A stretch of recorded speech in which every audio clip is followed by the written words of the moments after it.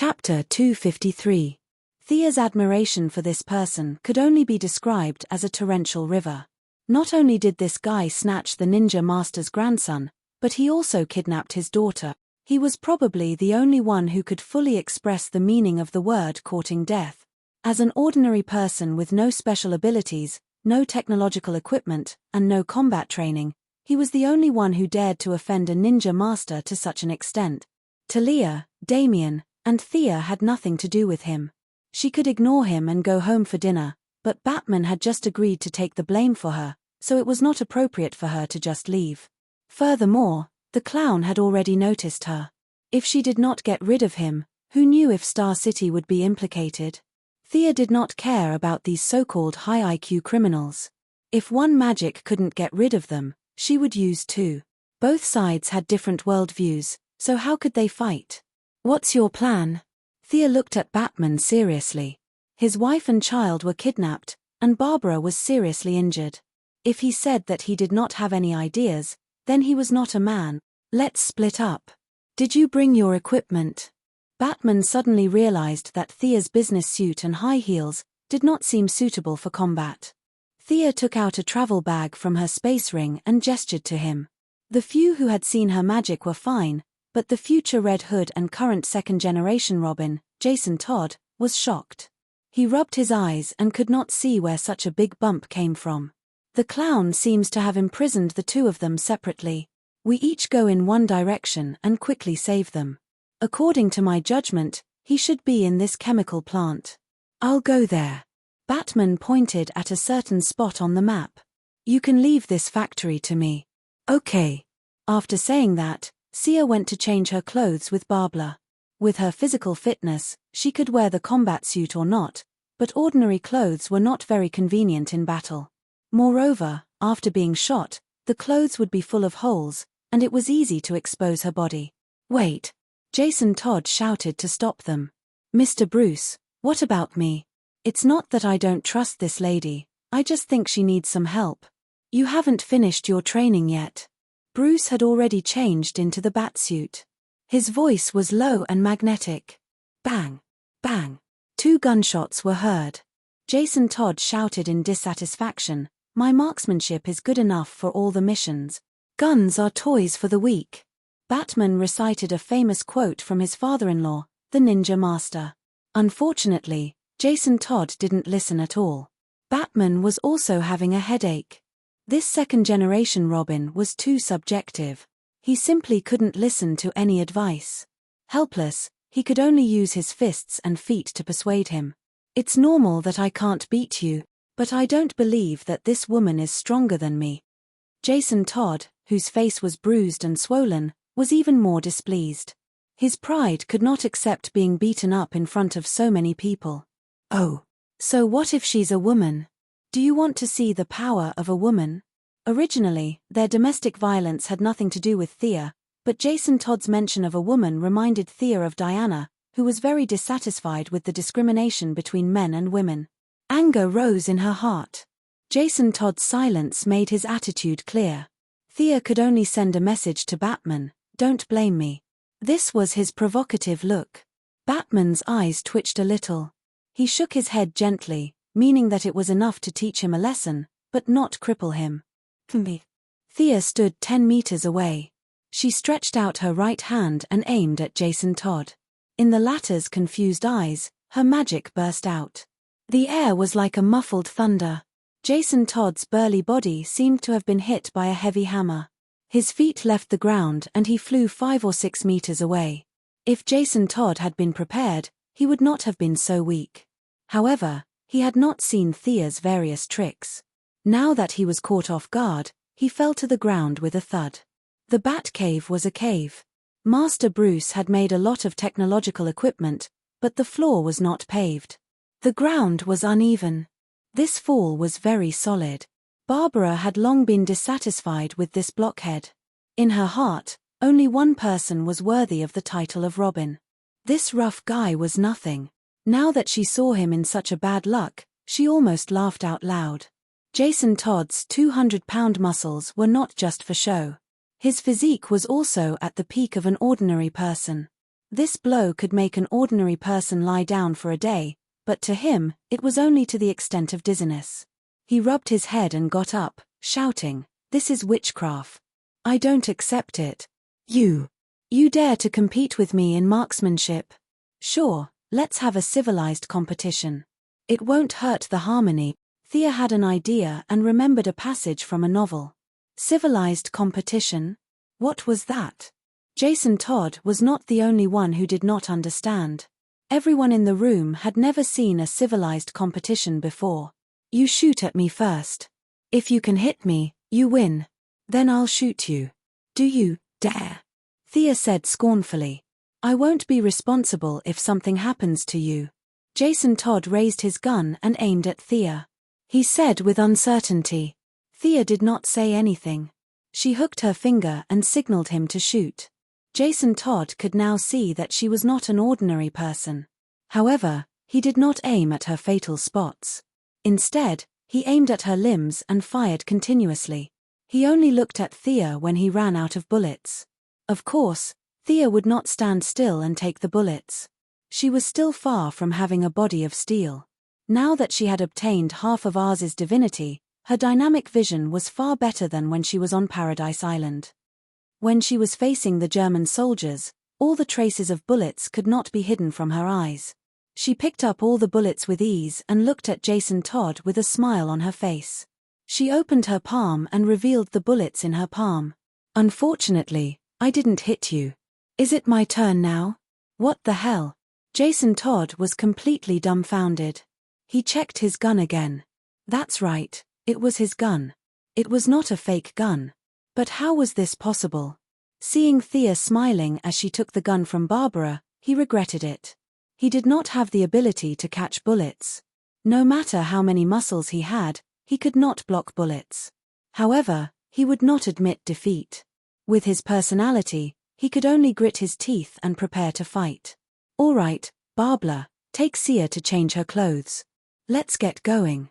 Batman saw Thea slowly raise her gun. He knew that she would not kill her new assistant. Although he wanted to teach Jason Todd a lesson, he felt that his wife and child were more important. He told her to stop fooling around.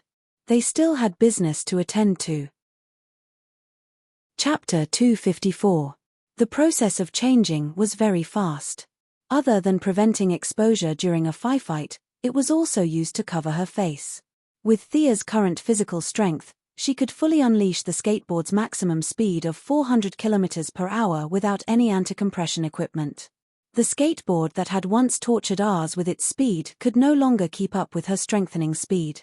She urgently needed faster and stronger technological equipment.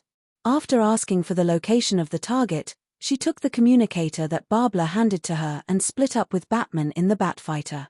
Barbara, whose computer skills were quite good, was now in the Batcave, relaying various information for them. As for Jason Todd, even if he was magnanimous, it would still take him a few days to recover from today's psychological trauma.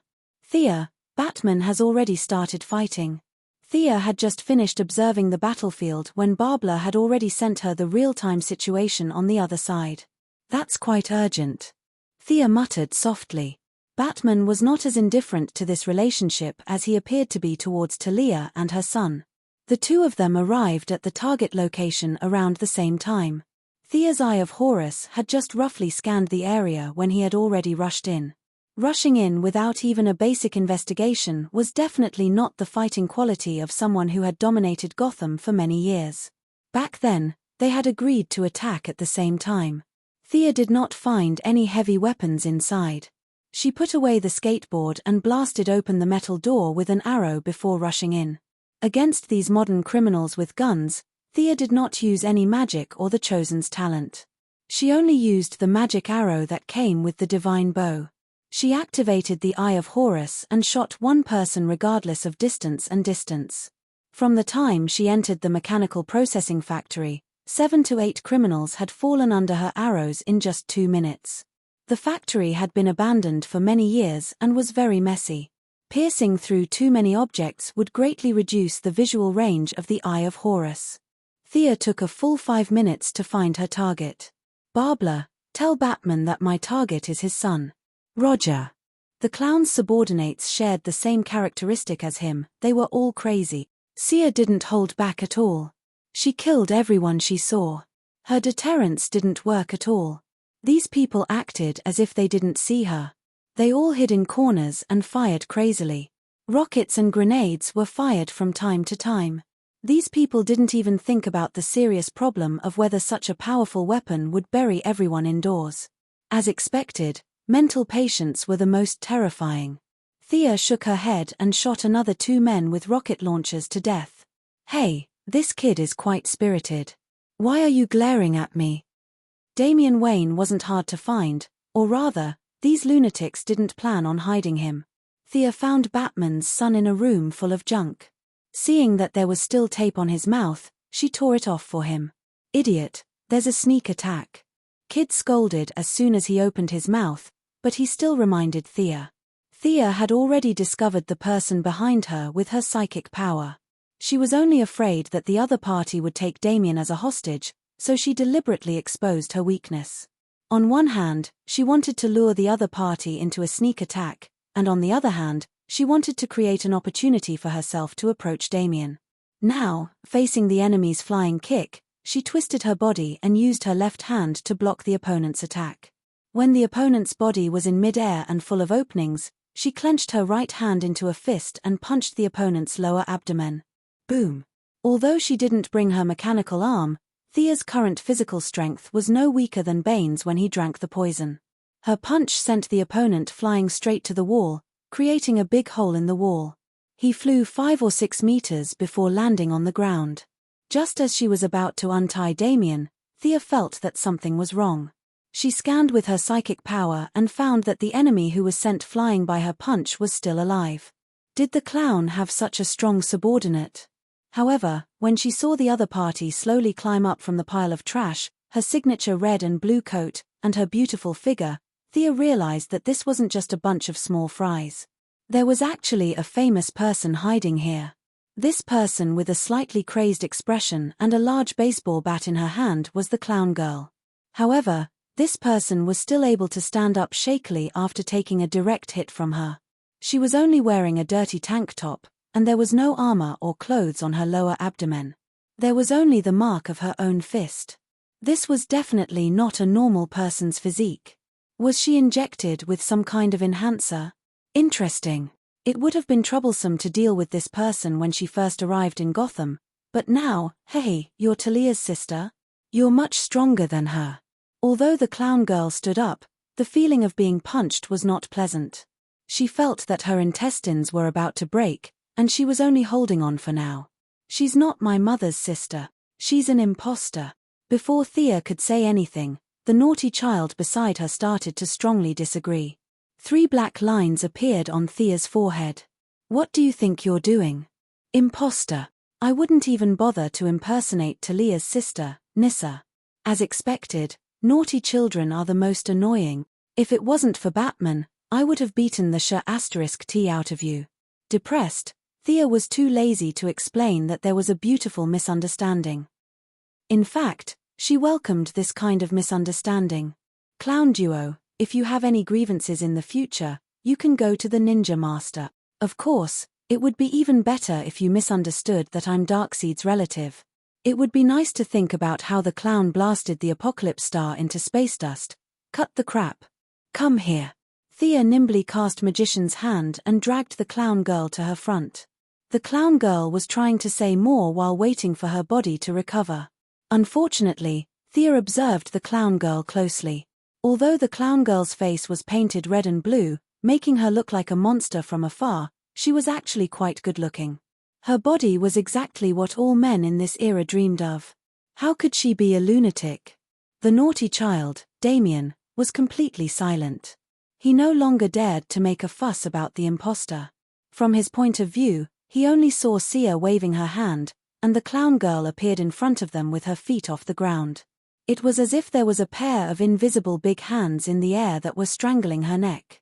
This scene still had a lot of impact on Damian, who was only 6 years old despite his maturing mind. He looked at Thea's face from the corner of his eye. "Is she really here to save me? She can't be father's enemy, can she?"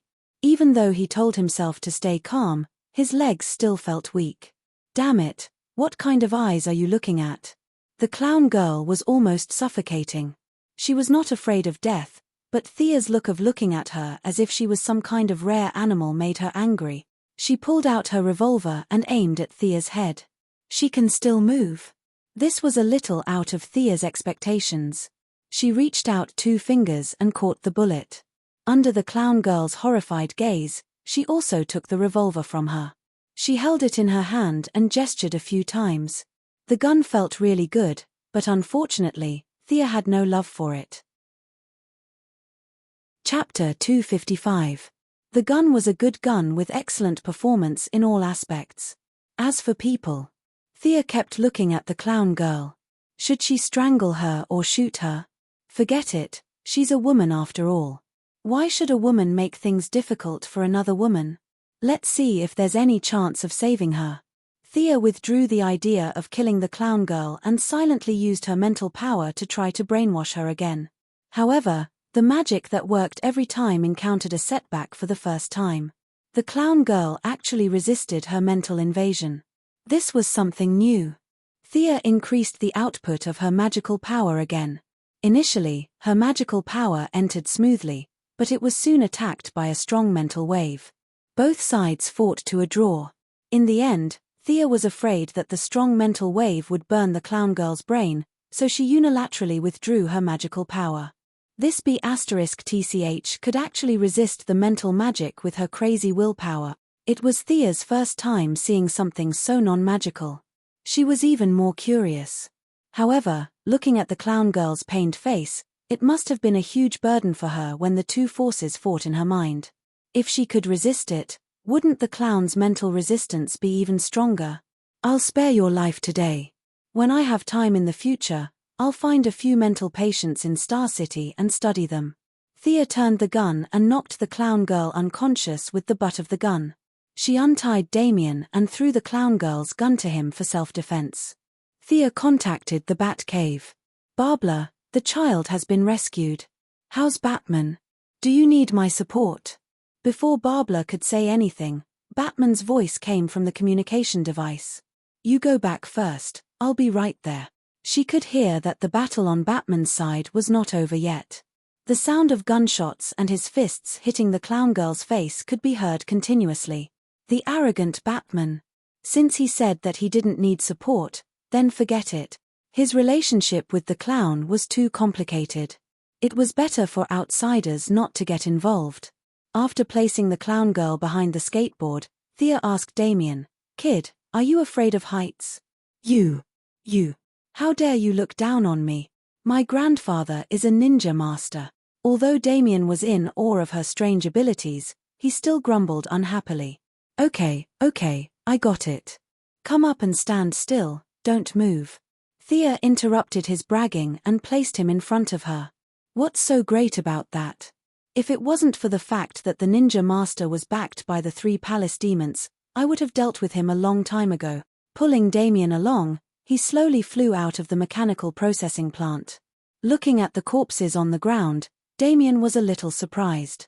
Are you really my father's companion? He doesn't kill people. The corpses on the ground were all killed with a single blow. It could be seen that the person who killed them didn't hesitate at all. Damien, who had already begun training under the ninja master, could see this. However, there were no sharp weapons left on these people's fatal spots. This made the 6-year-old Damien a little puzzled. He didn't know how Thea killed so many people. I'm not his subordinate, and I'm not from Gotham. He can't control me. Thea couldn't be bothered to brag about her bloody experience in Gotham to a child who was only a few years old. Back in Arkham, Batman didn't say anything when she went in and out, and there were corpses everywhere. He probably knew her habits when he asked her to come and save people.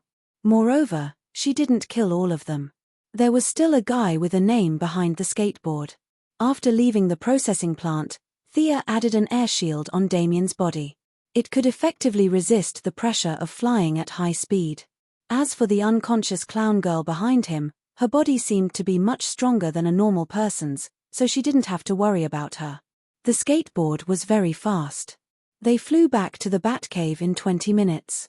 Knowing that Batman was still cleaning up, Thea handed the clown girl over to Barbara. It was up to them to kill or cut her up in the future. She changed back into her own clothes and used the Batcave's network to handle some work matters remotely. As the CEO of Quinn Group, she had very little free time. Every day, there were a lot of trivial matters bothering her. In order not to disappoint Moira, she could only force herself to deal with them. Fortunately, after being transformed by divine power, her intelligence and wisdom were far superior to that of ordinary people. She took advantage of the time to deal with some work every day, and it didn't drag down her training too much. Although the 6-year-old Damien was precocious, he was still a little nervous when he suddenly ran into a completely unfamiliar environment. He didn't know anyone around him. Barbara was paying attention to Batman's battle situation. When Jason Todd saw Thea coming in, he hid far away. Both of them ignored him. Gordon Sr.'s attitude was very friendly. He didn't care if the child was hungry or thirsty. The way he coaxed the child made Damien a little depressed. When he saw that Thea had changed back into her regular clothes, the Urban Beauty's outfit made him a little stunned. Although he didn't want to admit defeat, he was still a little shocked. This woman was really beautiful. Slowly walking to Thea's side and glancing at the documents on her laptop, Damien pretended to ask casually, "You're also an employee of Wayne Enterprises? You're very motivated." Thea was amused by the naughty child. "I'll say it again. I'm not your father's subordinate. Although my company's market value is not as good as Wayne Enterprises, the gap isn't that big. Not just anyone can hire me. Do you accept employment?" Damien asked in a low voice. Thea looked away from the office documents. What did this child mean? "You want to hire me? I'm not short of money." Before she could finish her words, she was interrupted by a rush of footsteps. "Thea, come and help take a look." She fell into a sulfuric acid pool. It was Batman's voice. Could it be that something earth-shattering happened to make his voice change? Thea put away her laptop and walked over quickly. Oh my God. When she walked to Batman's side, she smelled a strong corrosive smell. His batsuit was stained with a lot of unknown chemicals, but he didn't care about himself at all. His eyes were focused on the woman in his arms. Looking at the woman in front of him who was corroded by various chemicals, she didn't even look human anymore. Was this Talia? Thea looked down at Damien who followed her. The child clenched his fists tightly, his little face was extremely tense, and he was trying hard not to cry. Was it really Talia? Thea looked at the woman's face again. The corrosion was too strong, but she could still vaguely see the shadow of the woman who had fought with her for 80 rounds. "Thea, her injuries are very serious. Can you save her life first?" Batman had completely lost his composure. His usual calmness was thrown out of the window.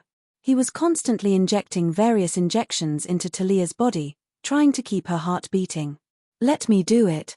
Thea pushed Batman away and operated the Eye of Horus with all her might, constantly looking for all kinds of toxic and harmful substances that were corroding her body. The situation was not optimistic. All kinds of chemicals were madly corroding her body. If it wasn't for Batman constantly injecting her with various injections, she would have died long ago. Chapter 256. There were many chemicals that had invaded Talia's body. Some were acidic, some were alkaline, some were metallic, and some were non-metallic. Thea wasn't acting this time. She had learned magic power during this period of time and was now quite proficient. Otherwise, she wouldn't have been able to do such a delicate job. She kept wrapping the toxins in Talia's body with magic power. Because she didn't know how harmful these green things were, she didn't dare to extract them from her pores. Thea directly made a big cut on Talia's arm and squeezed out a large mass of unknown chemicals. Her heartbeat has stabilized. Batman had been staring at several instruments. Now that the chemicals had been extracted, he knew that Talia's life was saved. His efforts weren't in vain. Phew, Thea also breathed a sigh of relief. She was under the most pressure. She had used up a lot of her spirit and divine power, but the magic operation wasn't finished yet. Now Talia's condition had changed from dying to half dead. If Thea didn't do anything, she would basically be in a vegetative state. There were still a lot of chemicals in Talia's body. Many of them had already attached to her internal organs. Thea's knowledge of chemistry was far from enough to identify all the categories. At first, she only extracted all the lethal ones that she knew. She wasn't very sure about the rest. Maybe the two substances would react and kill Talia. Batman was needed here. After learning about Thea's problem, he said that he would be the one to solve it. He didn't need the help of others and ran off to the side to mill and grind the detection equipment. Thea naturally couldn't stay idle. She took out her laptop and connected to the internet to analyze on the spot. When she encountered something she couldn't determine, Batman, the humanoid computer, would ask. She extracted a few more highly harmful chemicals. The rest was really hard to determine. Fortunately, Batman was very fast. She didn't know what he had dismantled.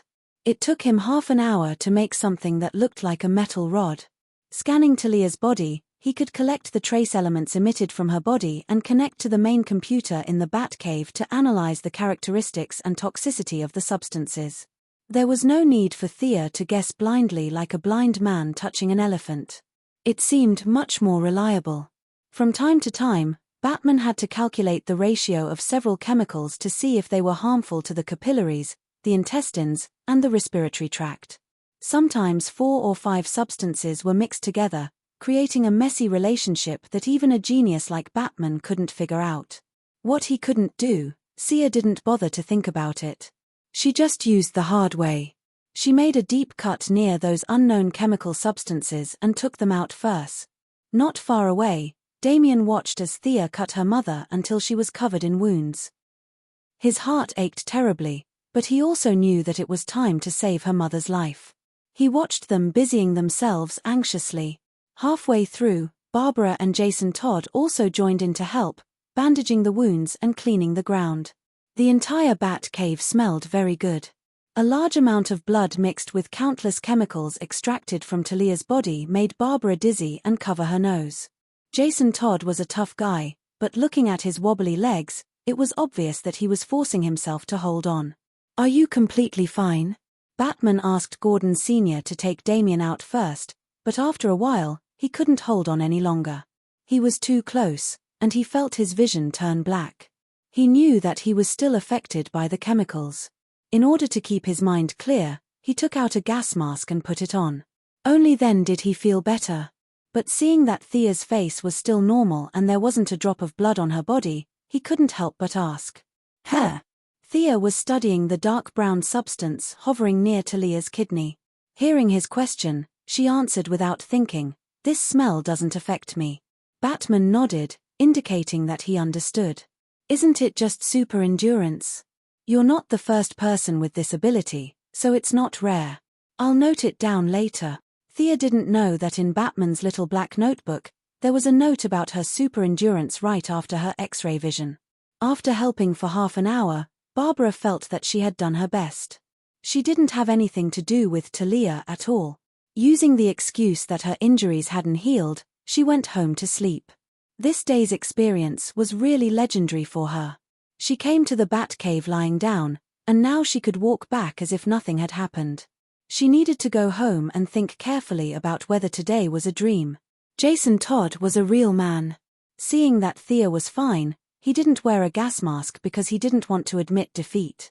Unlike Batman, he wasn't in close contact and could walk to the entrance of the cave to get some fresh air from time to time. Finally, he lasted an hour longer than Barbara and finally went back to rest.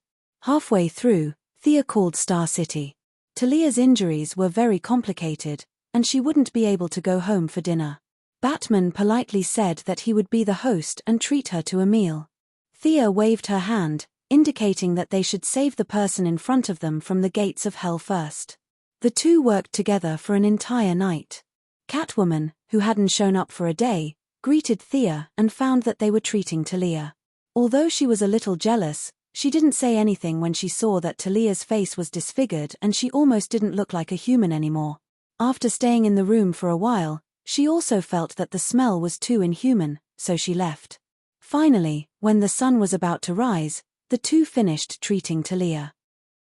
Using Batman's self-made scanning device twice, All the toxic and harmful substances in Talia's body were removed. However, the chemical substances lingering in her body for a long time still caused a devastating impact on her health. All of Talia's organs were severely damaged. She couldn't even move normally, let alone recover. Miss Thea, the follow-up treatment. Batman was a little speechless. He already owed her a favor by treating Barbara. Now that he hadn't returned the old favor, how could he ask for a new one? He was already very grateful that Thea had helped him for an entire night.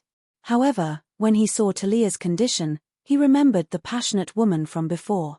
His heart ached as if it was being stabbed by a knife. In the end, he went against his principles and shamelessly asked for help. It seemed that Catwoman's task of changing her name from Selina Kyle to Selina Wayne was a little difficult. Who said that Batman didn't have feelings for Talia? Thea sighed. After all, her friendship with Catwoman was deeper. However, she couldn't reject Batman's request. Actually, the best way to treat Talia is Ninja Master's Lazarus Pool. Chapter 257. The Pool of Lazarus. Batman's eyes lit up instantly, but he seemed to have thought of something and went silent again. No, Ninja Master said that the pool is connected to the devil's territory, and the souls of those who soak in it will be pulled into hell. Master has many children and juniors, and he watched them die of natural causes. He has never let any of the juniors soak in the pool. Batman shook his head and rejected the idea. Devil's territory, pulled souls into hell. Thea checked the information she knew, but she couldn't tell. Ninja Master was really good to his son-in-law, telling him such a secret. Talia might not even know about these things. Thea instantly abandoned the idea of dragging Batman to Ninja Master. Their relationship was much better than she thought. Looks like I still have to treat her. For such a serious injury, purely using magic to treat it would consume a lot of Thea's body. She didn't want to save her. How did Talia get hurt like this?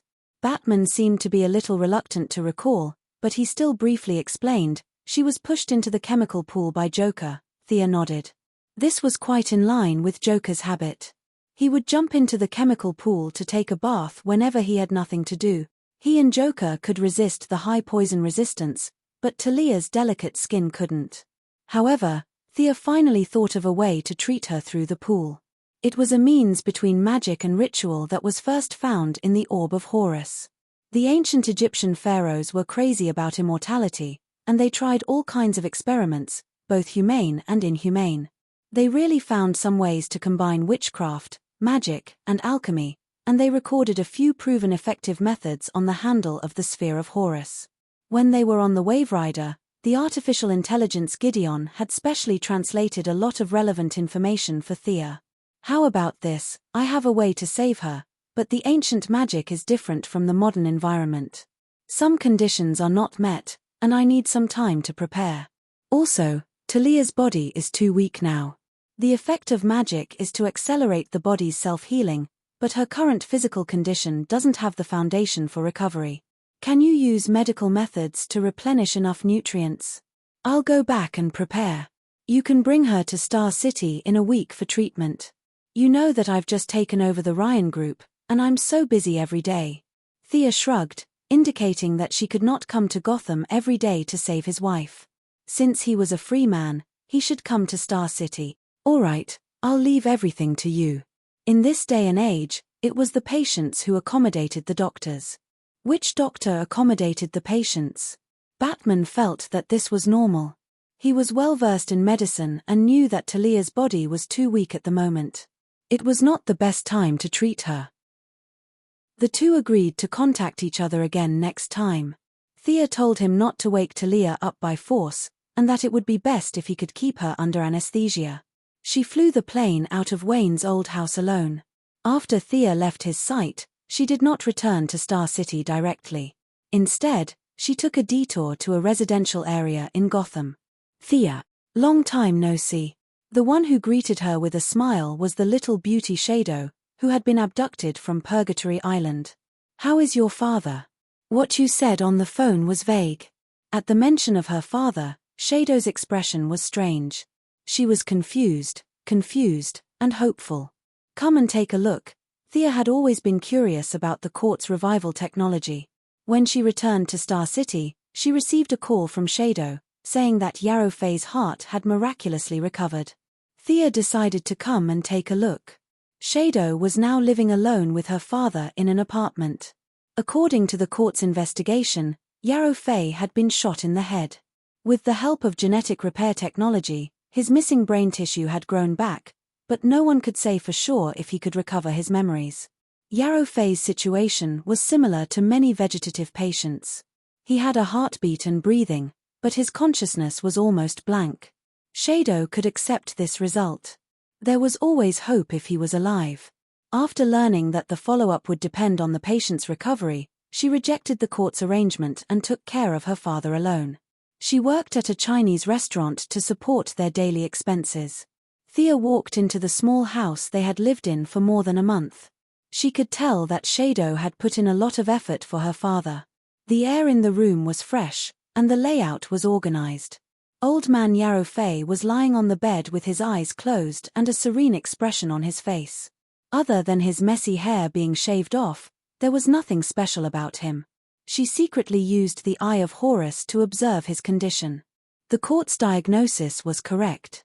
Yarrow Fei's head wound had healed. The main reason he could not wake up was because of his missing memories. This made it difficult for Thea.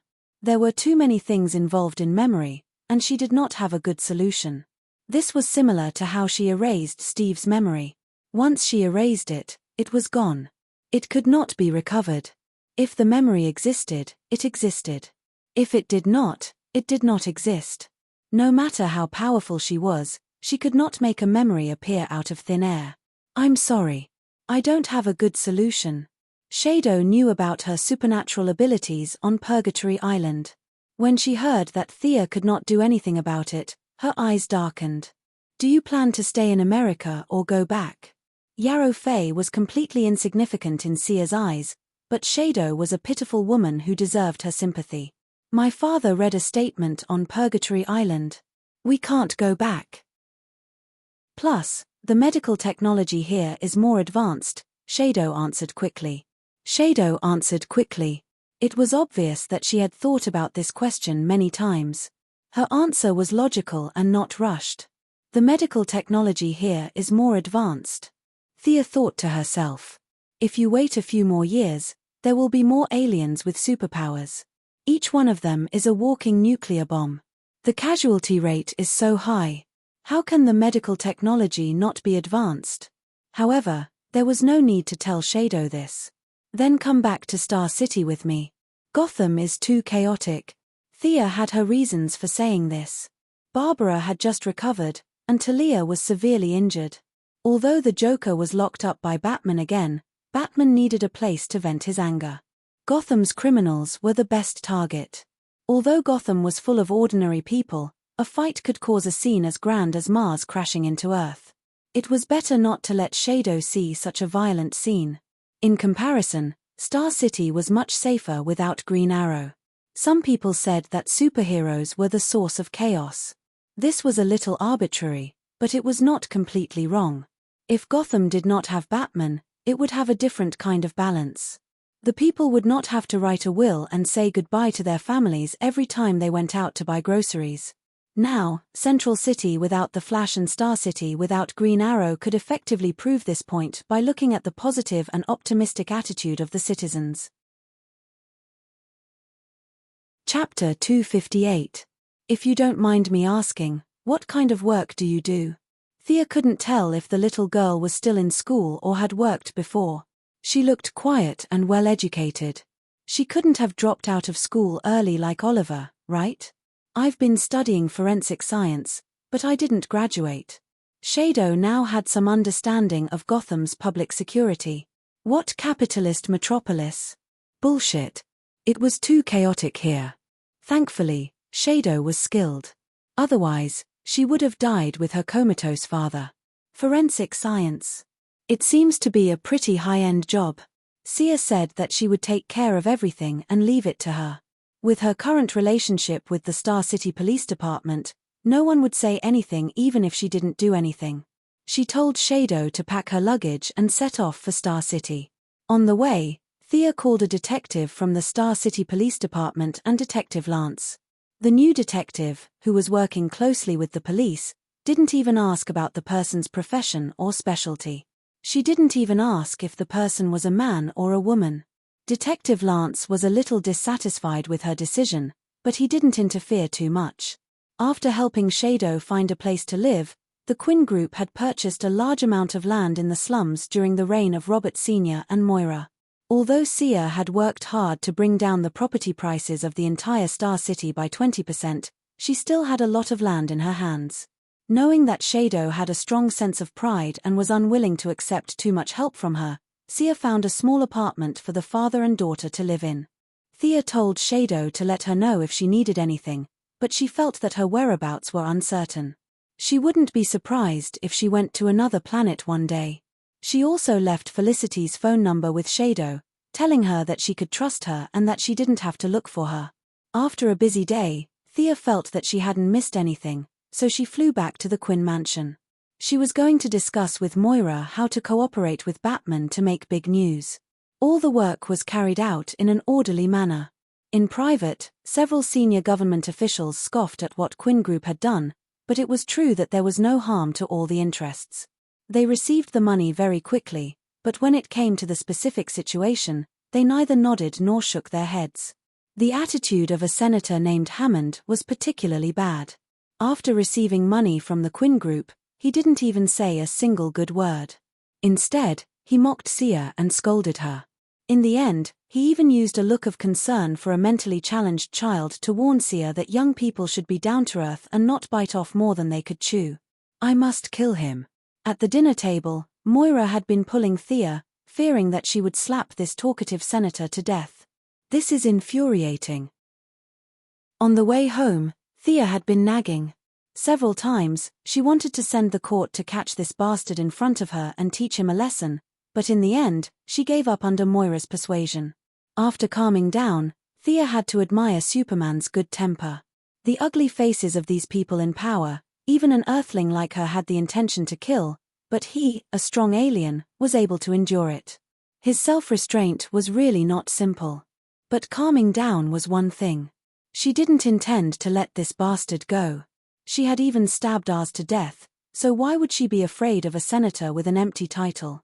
She even dared to attack Washington when he made her unhappy, but after the two sides met, something happened to him. Anyone could contact her.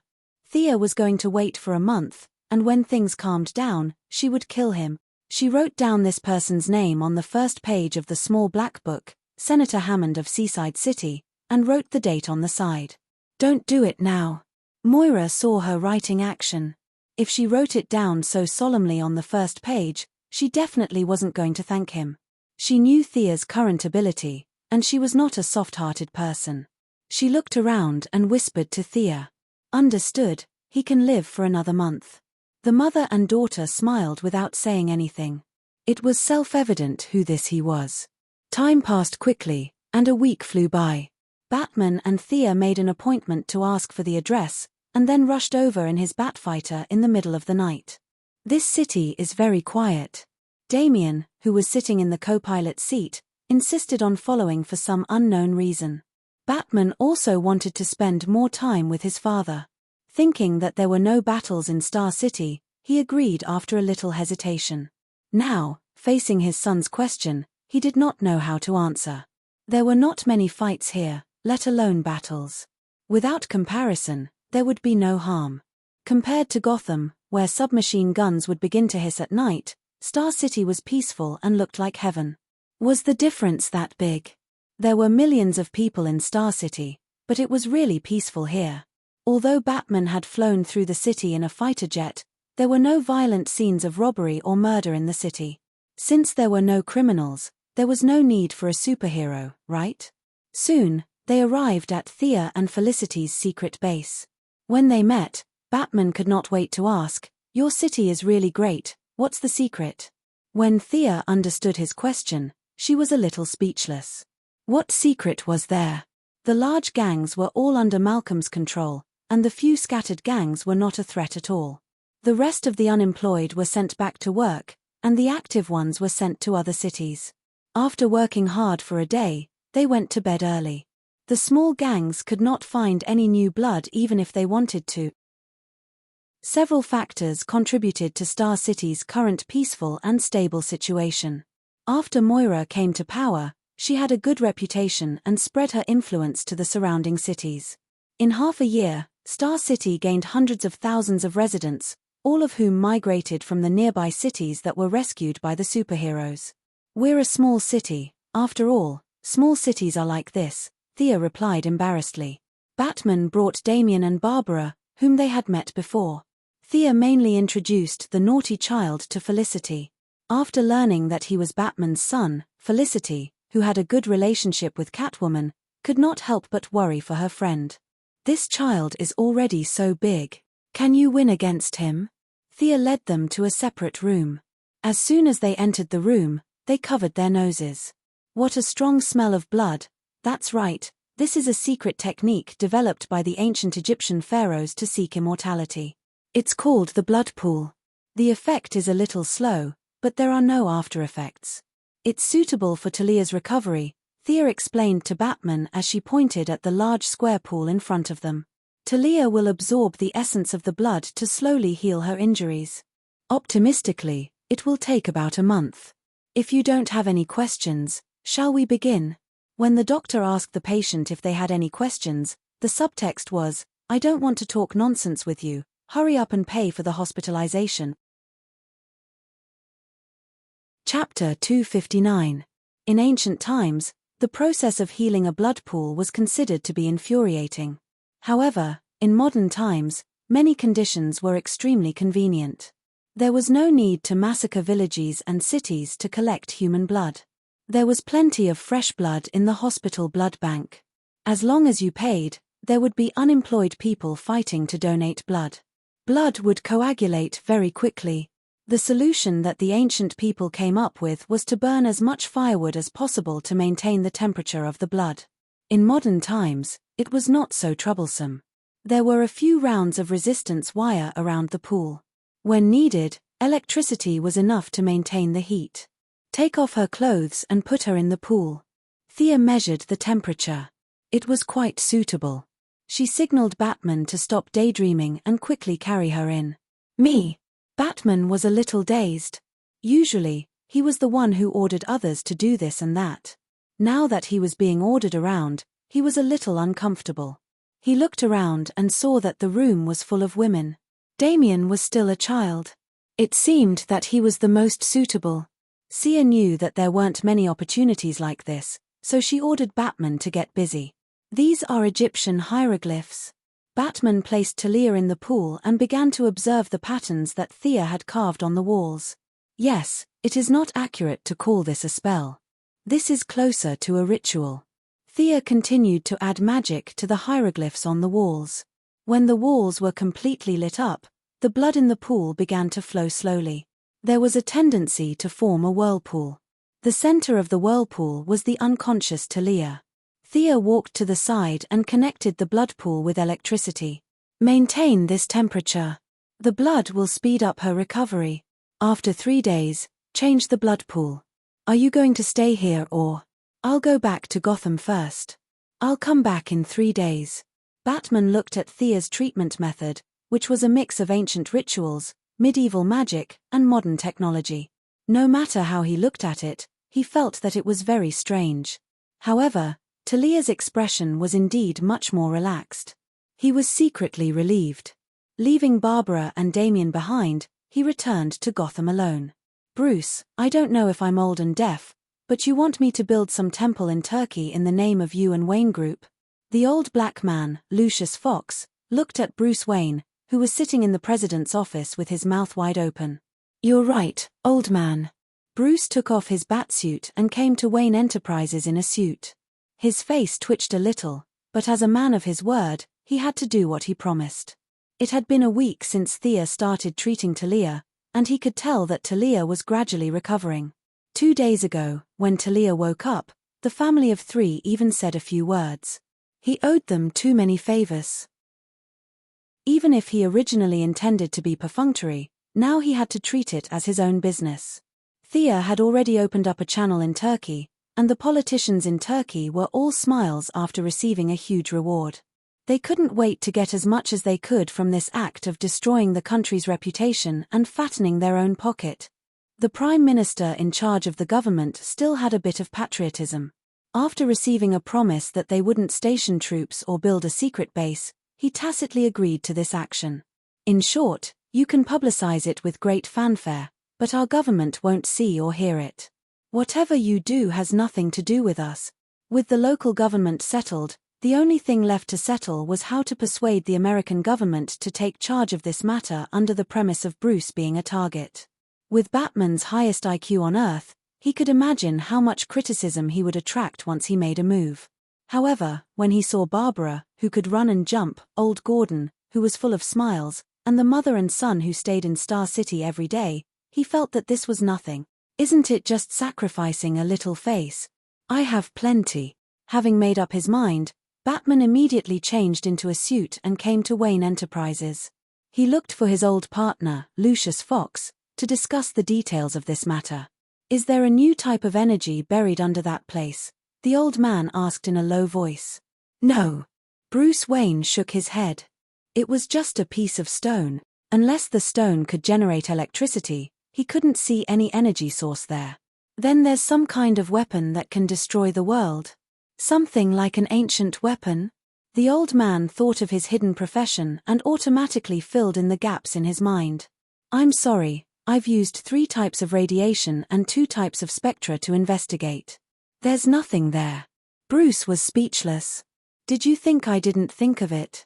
He had tested all the technological methods on Earth, and it was just a piece of wasteland with only a few tens of thousands of tourists every year. The old man touched his head. This isn't it, that isn't it. Are you trying to make fun of me by coming to my office so early in the morning? Even if you're the boss, I'll still spit at you. Bruce could see his dissatisfaction. Talia and the old man had been on bad terms back then. He had kept Talia and her mother a secret and only explained what had happened to Gordon and his daughter. Lucius also knew what had happened to Gordon. Now that he knew that his daughter was safe and sound, he couldn't help but feel happy for him. However, when he thought about how the matter that Gordon Sr. had promised to him in the end, he still felt a little depressed.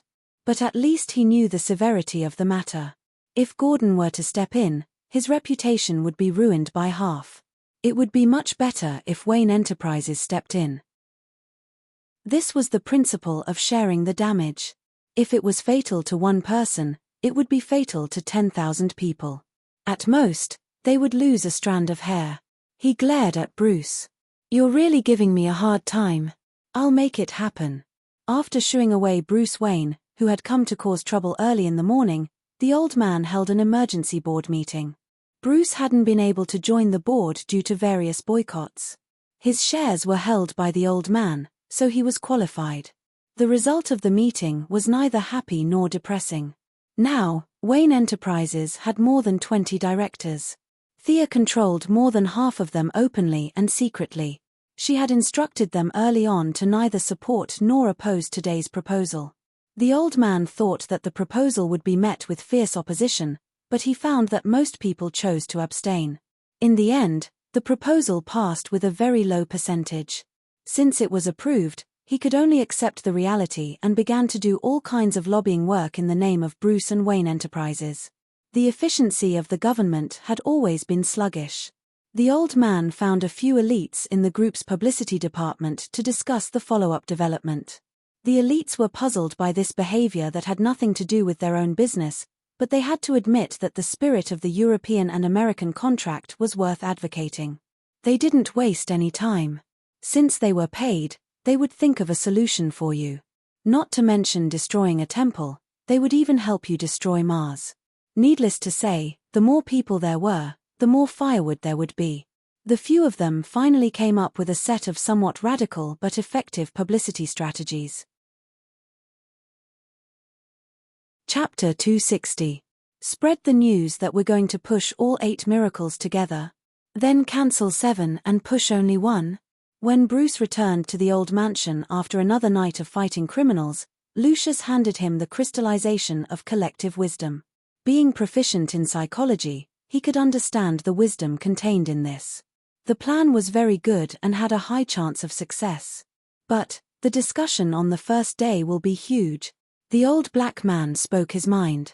Afraid of being implicated, the old black man had already deployed 3 bulletproof cars and hired 8 bodyguards. In order to prevent the news from spreading, he was different from the old butler, Fu, and Gordon. Both of them were soldiers when they were young, and Fu was from the British Special Forces. The old black man was an intellectual when he was young. What if he met a few hot-blooded young men who wanted to beat him up? It was always good to be cautious. He still wanted to live a few more years. This scope is too big. Let's modify it. Set it as those that have been destroyed. We can't touch that indescribable country and Egypt. Bruce thought for a while and proposed an improvement plan. His vision was far greater than the few workers and was not limited to what was in front of him. It was barely acceptable to define it as repairing damaged ancient buildings on a small scale, but you want to demolish those that are still intact. What are you thinking? Will the political leaders of various countries interpret that America is trying to establish a new hegemony? What about demolishing and rebuilding? You want America to become a true United States. That's a dream. No doubt, the battle will last until dawn. When World War III starts, we'll drop 100 nuclear bombs first. The old black man was also frightened by the scene he described. He made up his mind to send the elite who gave the suggestion to the cleaning department when he returned. It was useless for anyone to plead for mercy. Out of a sense of social responsibility, we feel the loss of traditional culture. We will demolish and rebuild these world-class buildings at the original location. Thank you, everyone. The next day, the old black man, Lucius, gathered all the media he could find and announced the shocking news under the sleepy eyes of the crowd. Then, he quickly ran away. Ah! Did you hear that? What is Wayne Group doing? It seems like they want to rebuild something. Let me listen to your voice recorder. After Lucius left, the entire press conference fell into a strange atmosphere. The reporters were inquiring about the news from each other. Initially, they were whispering, but in the end, they all converged into one voice. F*CK, F*CK, F*CK. Wayne Corporation was going to make big news. When Bruce Wayne's feat was first revealed by the media, the public didn't believe it. The 8 wonders of the world had stood tall for so many years. Who would be so bored as to want to rebuild them? Wouldn't that be crazy? Everyone thought that it was a ridiculous move by the Gotham playboy to attract attention because he had nothing better to do.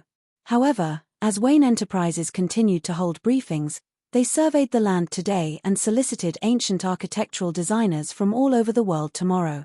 Only then did everyone realize that Bruce Wayne was serious this time. Like a stone that stirred up 1,000 ripples, the entire society started a heated discussion about this matter. As a young American with no heritage, this move was akin to spreading martial arts across the world, destroying the heritage of all countries with historical culture and pulling everyone to the same level. Many rebellious youths, who had been brainwashed by liberal democratic ideology, shouted loudly in support of Bruce Wayne in front of the cameras of the major media outlet. That was their idol. In the blind pursuit of these people, several high-tech products of Wayne Enterprises were almost sold out, and even the company's stock price rose slightly. Most of the domestic politicians in the United States felt that this matter had nothing to do with them and neither supported nor opposed it. A few guys who had received money from Wayne Corporation also expressed their support in the corners. The military was in deep trouble in Iraq and was very happy that Wayne Enterprises helped them divert the attention of the global media. A general named Ryan even publicly expressed his support. Compared to the tepid reaction in the United States, it was much more intense abroad. The British, who had a traditional relationship with the United States across the sea, thought that this was another test by the Americans to abandon their traditions and forget their ancestors. The Prime Minister, who was from the Conservative Party, scolded Bruce Wayne by name for 15 minutes in a televised speech. Even Amanda Waller, who was training Oliver as an agent in Hong Kong, was alarmed. She had just sent her subordinates to receive the clown girl. In fact, she wanted the clown more, but Batman's attitude was extremely tough. They could talk about anything else, but the clown girl would never be given to her. The two sides almost fell out because of this. Amanda was very upset. She thought that Batman would stop for a few days, but when this big news reached her ears, she was still shocked, speechless. Her first reaction was that Batman was crazy. Not the kind of crazy that was used as a modifier, but really crazy. But after gathering the information from all sides, she found that he was just like a normal person and didn't do anything antisocial or anti-human. It doesn't make sense. Why would Bruce do this kind of thing? Could it be a split personality? She instructed her subordinates to investigate. She investigated carefully and went through all the information behind the scenes. Amanda didn't believe that Batman had nothing to do and was so free that he would make fun of people all over the world. The Heaven's Eye Society's intelligence network was built with a lot of money. As the top management deliberately suppressed Steve Trevor's power, more and more resources were concentrated in Amanda Waller's hands. A task force that was good at dealing with intelligence was busy for a day and finally sent the behind-the-scenes results to Amanda's desk. Wayne Corporation was the one who pushed this in the first place. Amanda, who was rolling in conspiracies every day, automatically thought of Oliver Wayne, who was under her control. Was there a connection between these two things? After thinking about it repeatedly, she felt that there was no connection. She had accidentally found Oliver Wayne, and the Wayne family shouldn't have known that he was still alive. Then, this matter was pushed by Thea Wayne, who had a good personal relationship with Batman. Amanda didn't sleep for a night, and she couldn't figure out the purpose of Thea building the temple. Batman was such an unruly person, how could he be the scapegoat? There must be some inside story that she didn't know. She continued to investigate. This time, it was not easy to investigate. His subordinates busied themselves for half a month before they accidentally captured a picture of Sia shopping with a few women. A sharp-eyed agent spotted the red-haired Barbara, and only then did they roughly connect the dots. The paralyzed Barbara Gordon has been cured. How was she cured? Amanda looked at the investigation results and still wasn't satisfied. She asked her subordinates with an unfriendly expression. Her subordinates pushed the blame to each other. They didn't know either. Barbara was either in Star City or Gotham. They couldn't forcefully kidnap her and force her to spit out half a liter of true water and ask her how she was cured.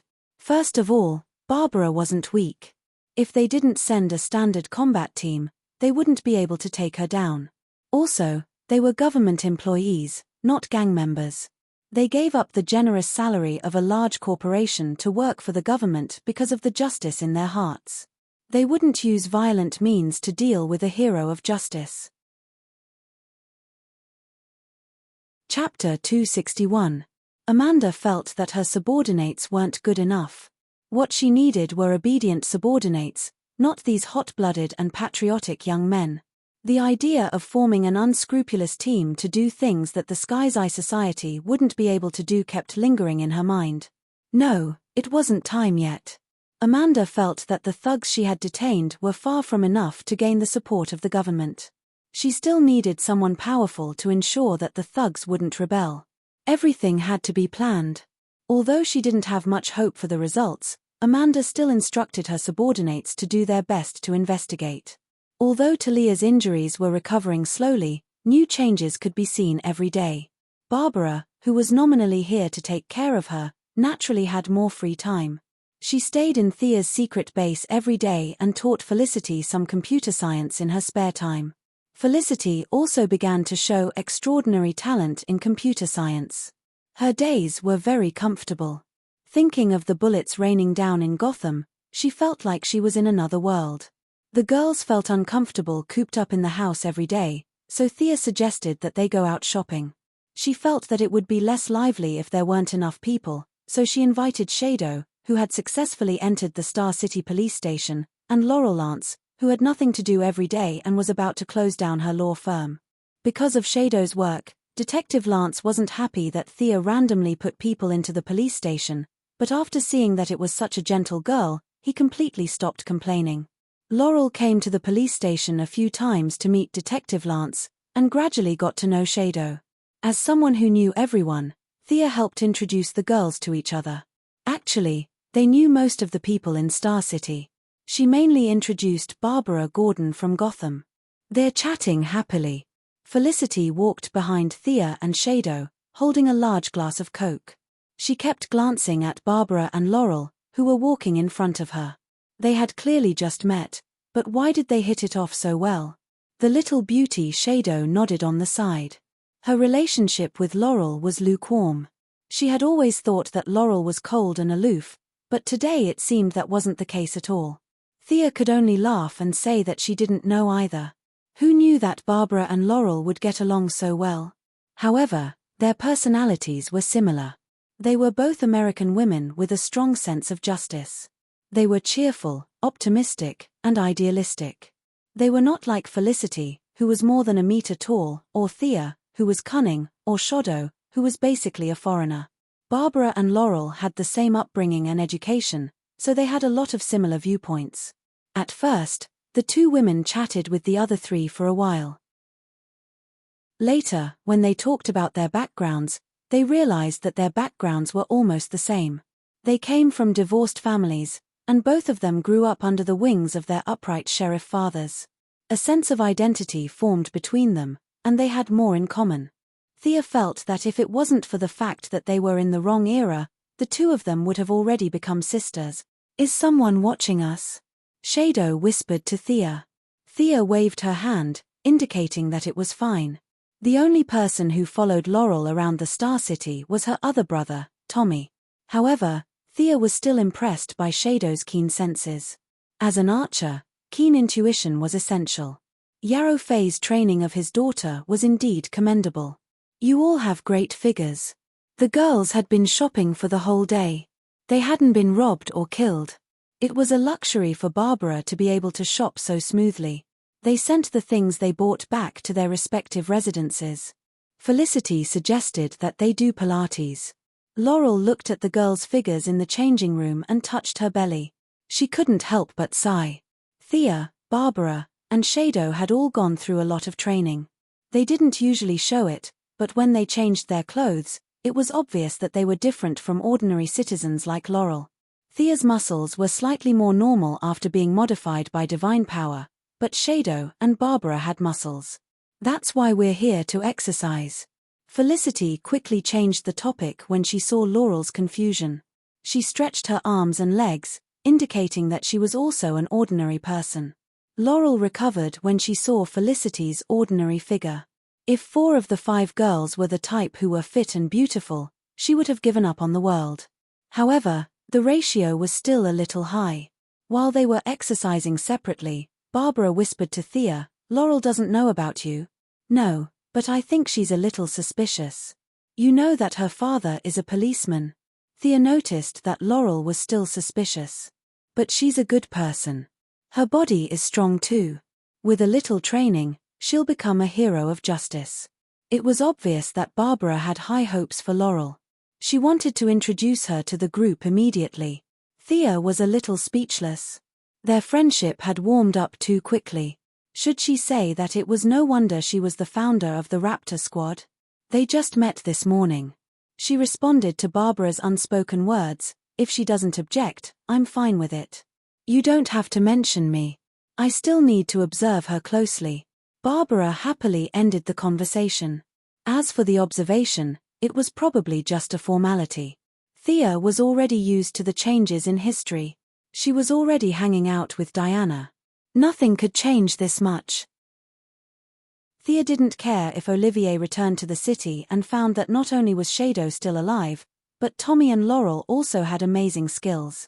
Since they weren't worried about being exposed, they did their best. Their extreme movements shocked the Pilates trainer. After the exercise, they went home. Barbara used the excuse that she wasn't familiar with the streets of Star City to walk with Laurel. "Why are you all so fit? Ordinary people can't do what you did just now." Laurel also felt that she had hit it off with Barbara, so she didn't mind that it was their first time meeting. She got straight to the point. "You know that my father is Jim Gordon, but you don't know my other identity. I'm Batgirl," Barbara said as she took out a long whip. She pointed it at a tree trunk not far away and exerted force. She broke a branch that was as thick as her arm. Then, she twisted her wrist and pulled the broken branch back. Barbara stared at Laurel with burning eyes. Now that you know who I am, do you have anything to say? She would be disappointed if Laurel showed any fear or contempt. However, the future Black Canary didn't disappoint her. Superhero? You're Batman's companion? Oh my God. Laurel covered her mouth in disbelief. But she soon realized another problem. Is Thea one too? I've known her for years. Chapter 262. Barbara smiled. Thea is a superhero just like Felicity. She might seem a little unreliable, but she's a great protector of the city, just like Batman. Barbara, who had recovered from her injuries, no longer wanted to compete with Thea to see who was stronger. When the gap between them was not that big, they could still compete. Now that the gap between them had widened, Barbara was calm. She admired Thea even more, especially when she saw how peaceful and united Star City was. Batman investigated her past. She should have started showing up 2 years ago. At that time, her brother and father had just passed away. Hey, Laurel. I was wondering why this name sounded so familiar. You're the woman who dated her brother, aren't you? As Barbara spoke, she realized that the world was too small. When Batman was collecting information on Thea, Laurel and Olivier were the ones who compiled the information. It was only now that they matched the photos. Is that so? She has been secretly protecting the city since then. The security of Star City is indeed much better than 2 years ago. Laurel compared the 2 years. There was indeed a period when Thea was nowhere to be seen. Could it be that she was fighting crime every day? Their perspectives determined the limits of their vision. They did not know the various ways to resolve conflicts.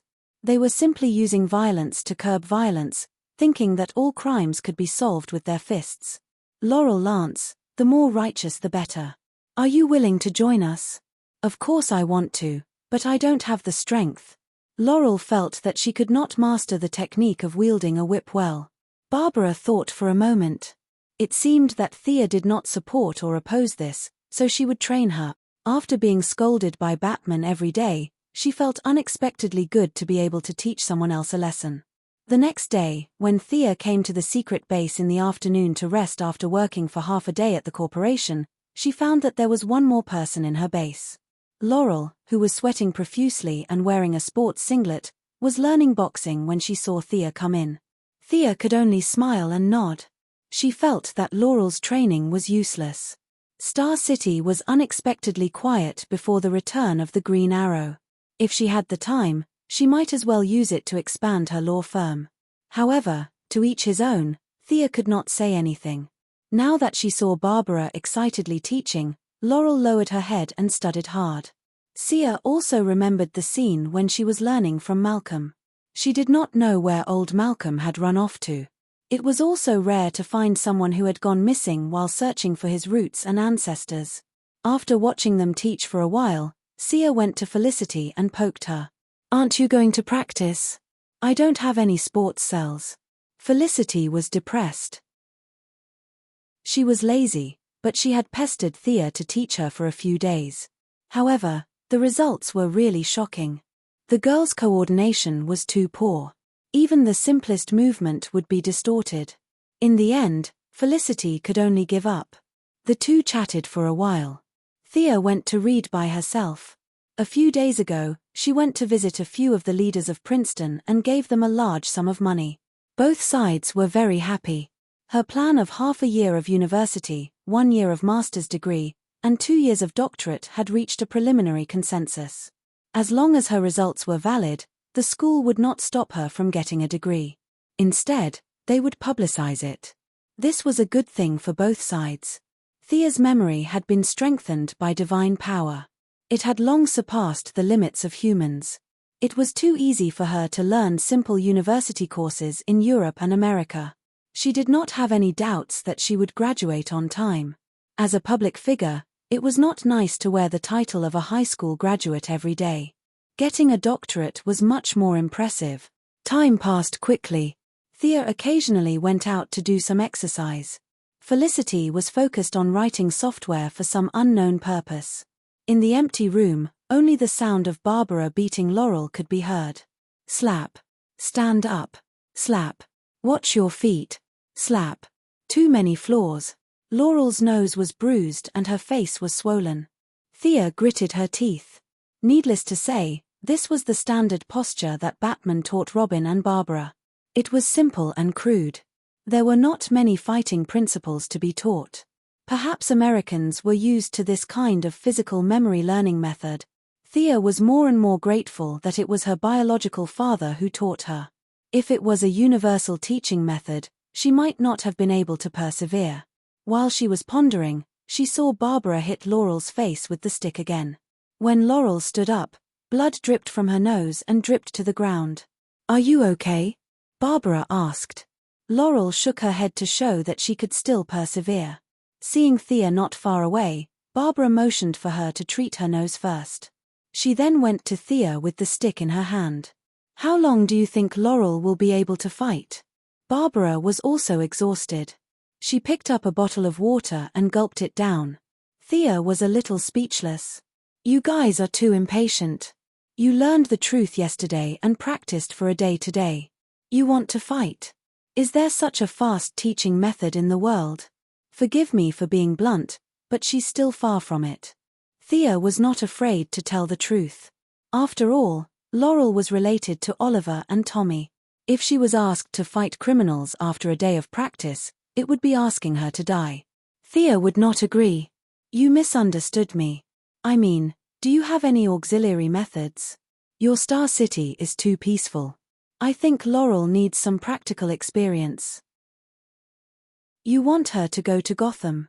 Will Batman agree?" Batman's standards for his companions could be described as harsh.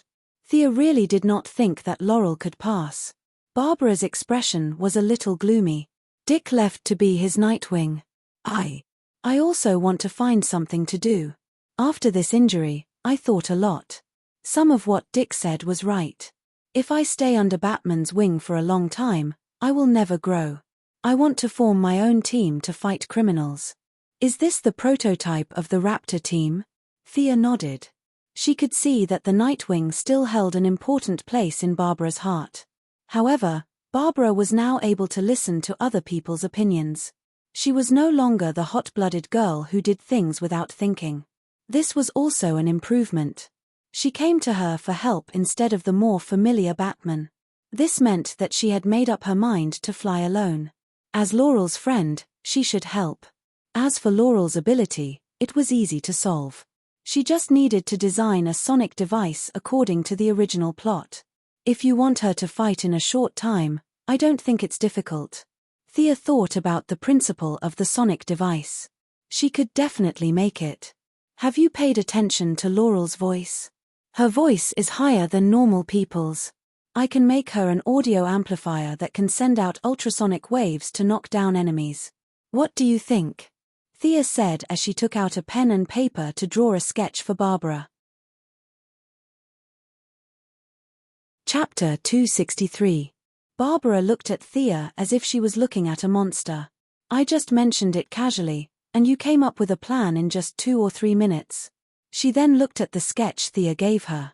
Although she wasn't as skilled in machining as Batman, she was still highly educated. After looking at it, she gave Thea a thumbs up. It wasn't difficult to make this small device.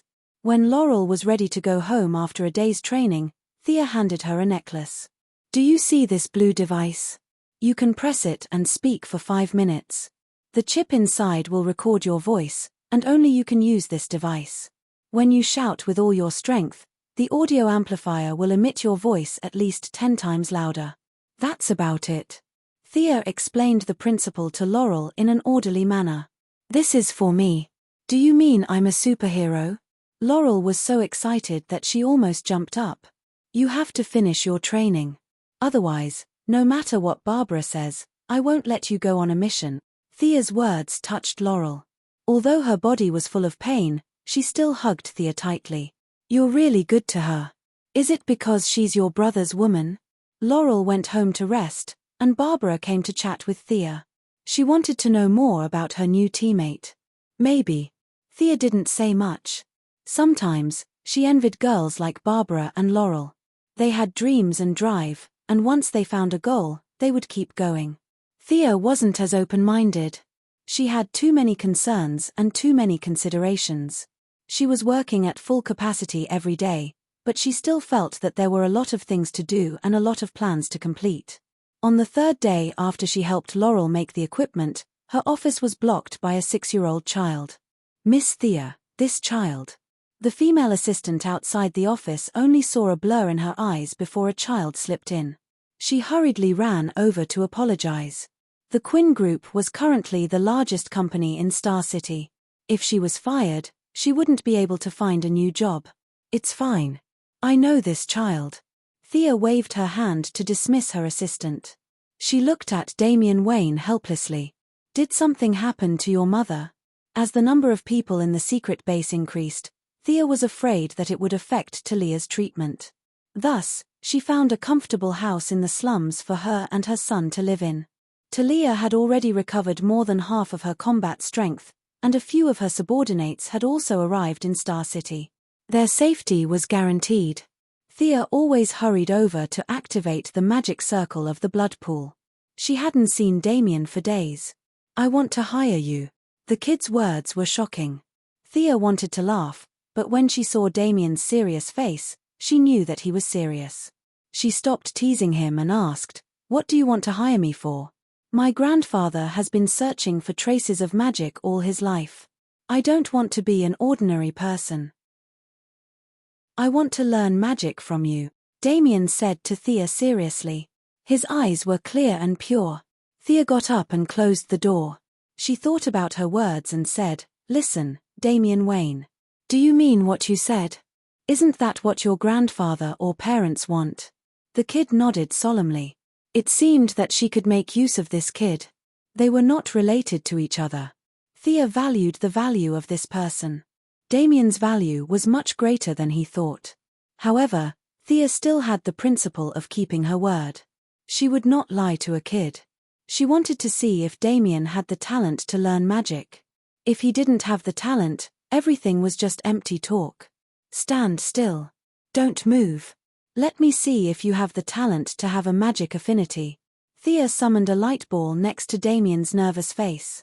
She looked at it and shook her head. There was no light element. She summoned the 4 elements of earth, fire, water, and wind. Although Thea did not have the earth and water elements, she could still do it by simulating magic. Among the 4 main elements, only the earth element had a slight fluctuation, but it was not strong. When she finally summoned the dark element, she could feel that the dark element was obviously attracted. Thea took off the plain mirror and said, "Kid, you are lucky. You have an affinity with the dark element and can also sense the earth element. However, considering your age, the connection with the earth element will become weaker and weaker when you become an adult. You obviously have too much of a single element, but not to the extent of having 2 elements. You can barely be considered a good talent." Damian was relieved when he heard this. He was not stupid. When the 5 light balls did not respond, he almost lost hope. Fortunately, he proved that he was not useless. Thea silently looked at Damian, who was clenching his fists. This kid's talent was not bad. Old Ma and Tommy could not even sense a trace of magic. He had the blood of Batman and Ninja Master. The dark element in his body was obviously more than other elements. Considering the two's personalities, habits, and other factors, this result was expected. Thea did not want to appear too proactive. She lazily lay on the chair and said slowly, "Tell me, what kind of reward can you pay? Do you think this is Hogwarts, where you can come and learn as long as you pay?" "I am willing to pay any reward." It could be seen that the young Damian had thought about this question many times. His answer was resolute and decisive. After waiting for 10 minutes, just when Damian was wondering if Thea had fallen asleep, Thea slowly stood up and said, "Young man who thirsts for power, I don't want your money, let alone your life or soul. My reward is very simple." Thea stared into Damian's eyes and said, "I want Ninja Masters." Damian's little face instantly tensed up, waiting for her to continue. "I want Ninja Master's sword." "Ah." Damian was shocked by her heavy breathing. He thought she wanted Ninja Master's life or something, but in the end, she only wanted a sword. Judging from your expression, you have seen it before? That's great. Give me the sword. I don't care what means you use, whether it's stealing, robbing, or begging with your mouth, it doesn't matter. Once the sword is in my hands, I will teach you magic. Thea dragged Damien, who was still in a daze, out of the office. My words are as simple as that. You can go wherever you want. After saying that, she ignored Damien and walked away.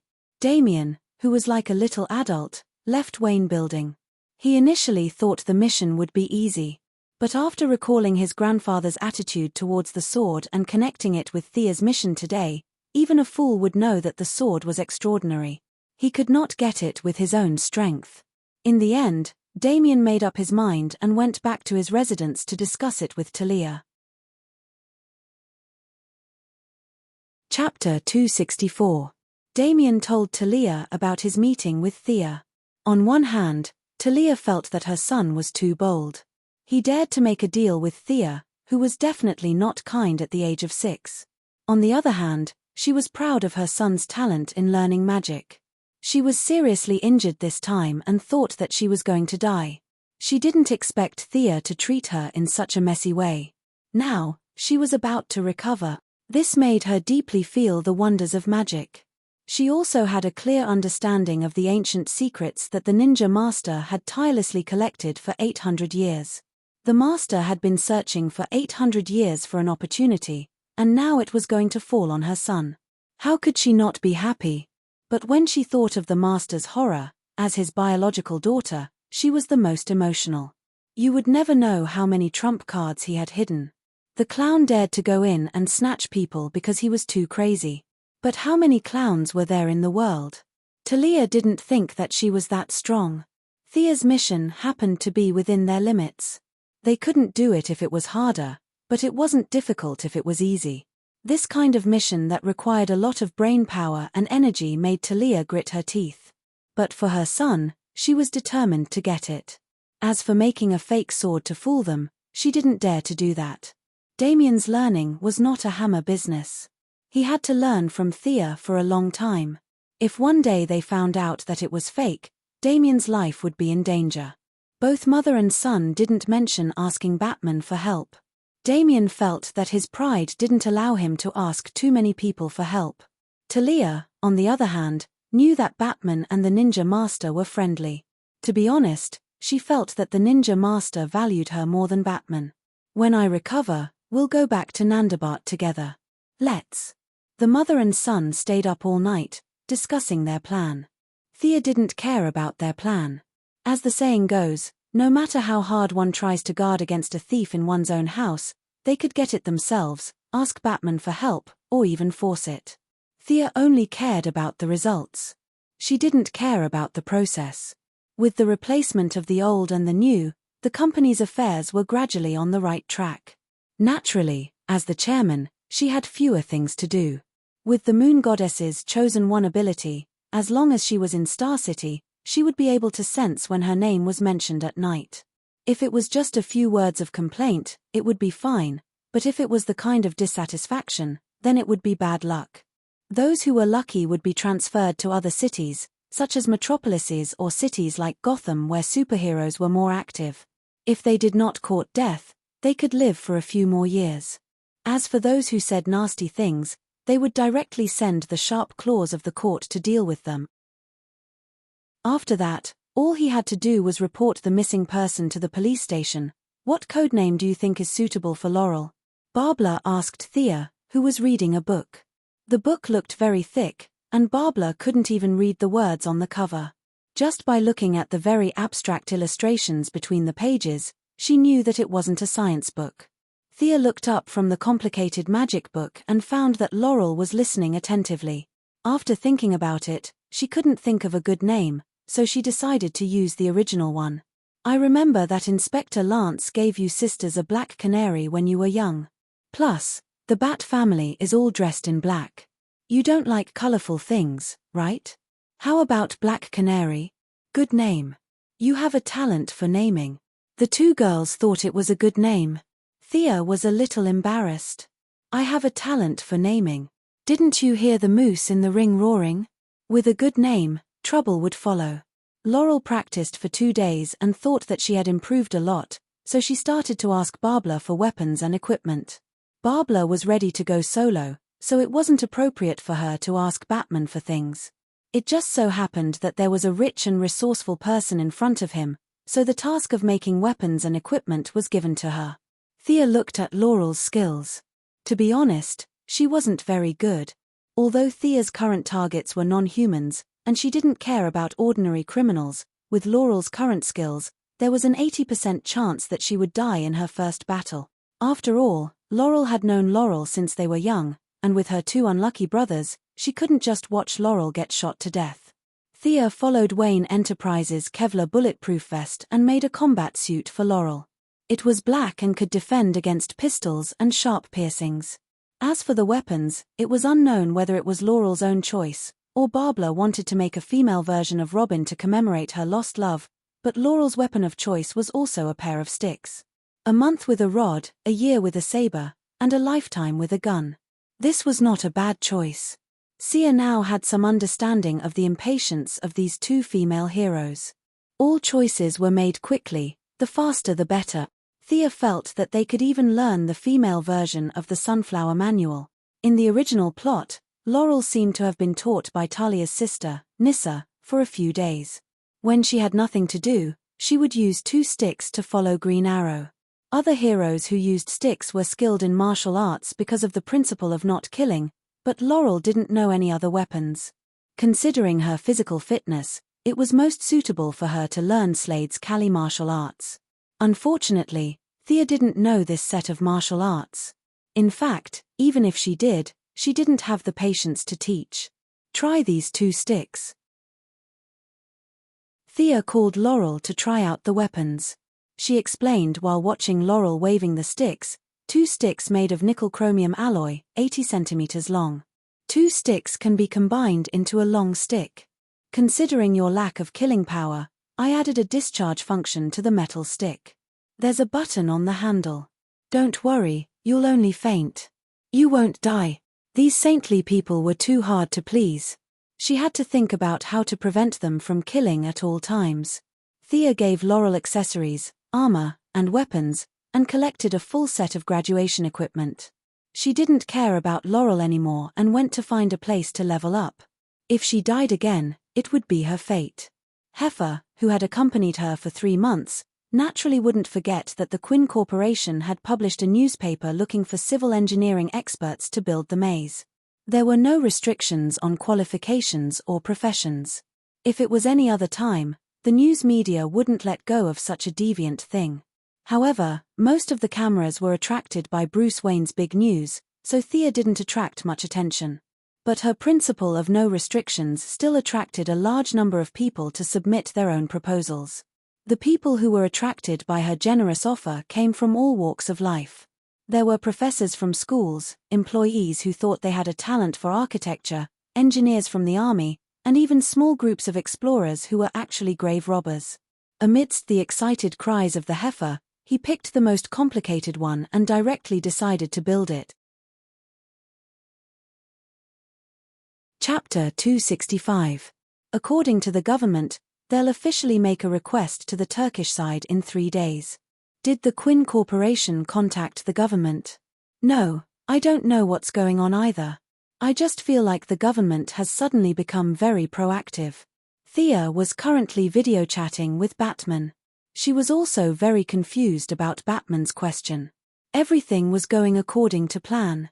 It would have taken another month, but the government suddenly went crazy and approved all the procedures. Thea even thought that Batman had used his hidden connections. If it's not because of our relationship, then the only ones who can push the government are the military and the Heaven's Eye Society. I'll help you deal with some of them, but you have to be careful. Batman reminded her, and the two quickly ended the call. For ordinary people, this matter was led by the Wayne Corporation, and Thea's Quinn Corporation only played a supporting role. However, the higher-ups all knew who was in charge, and it was unrealistic to ask them to selectively forget about Thea. If only I could brainwash these people. Thea put her hands behind her head and put her long legs on the table, thinking leisurely. Unfortunately, it was very unrealistic. She shook her head and threw away some unrealistic thoughts. Thea knew that the rapid increase in her power had some effect on her state of mind. Now, the first thing she thought of before doing anything was magic. This was very abnormal. The Constantine family had too much black magic. Thea decided to rest for a few days and get more sun to recover her normal state of mind. However, she was only on the balcony for an hour before she was interrupted. "Commander Lyra, long time no see." Thea helplessly greeted Lyra Michaels, who was dressed in a black suit and black pants. Lyra's appearance explained a lot. Thea also understood that the Heaven's Eye Society was most likely helping her to get rid of the government's obstacles.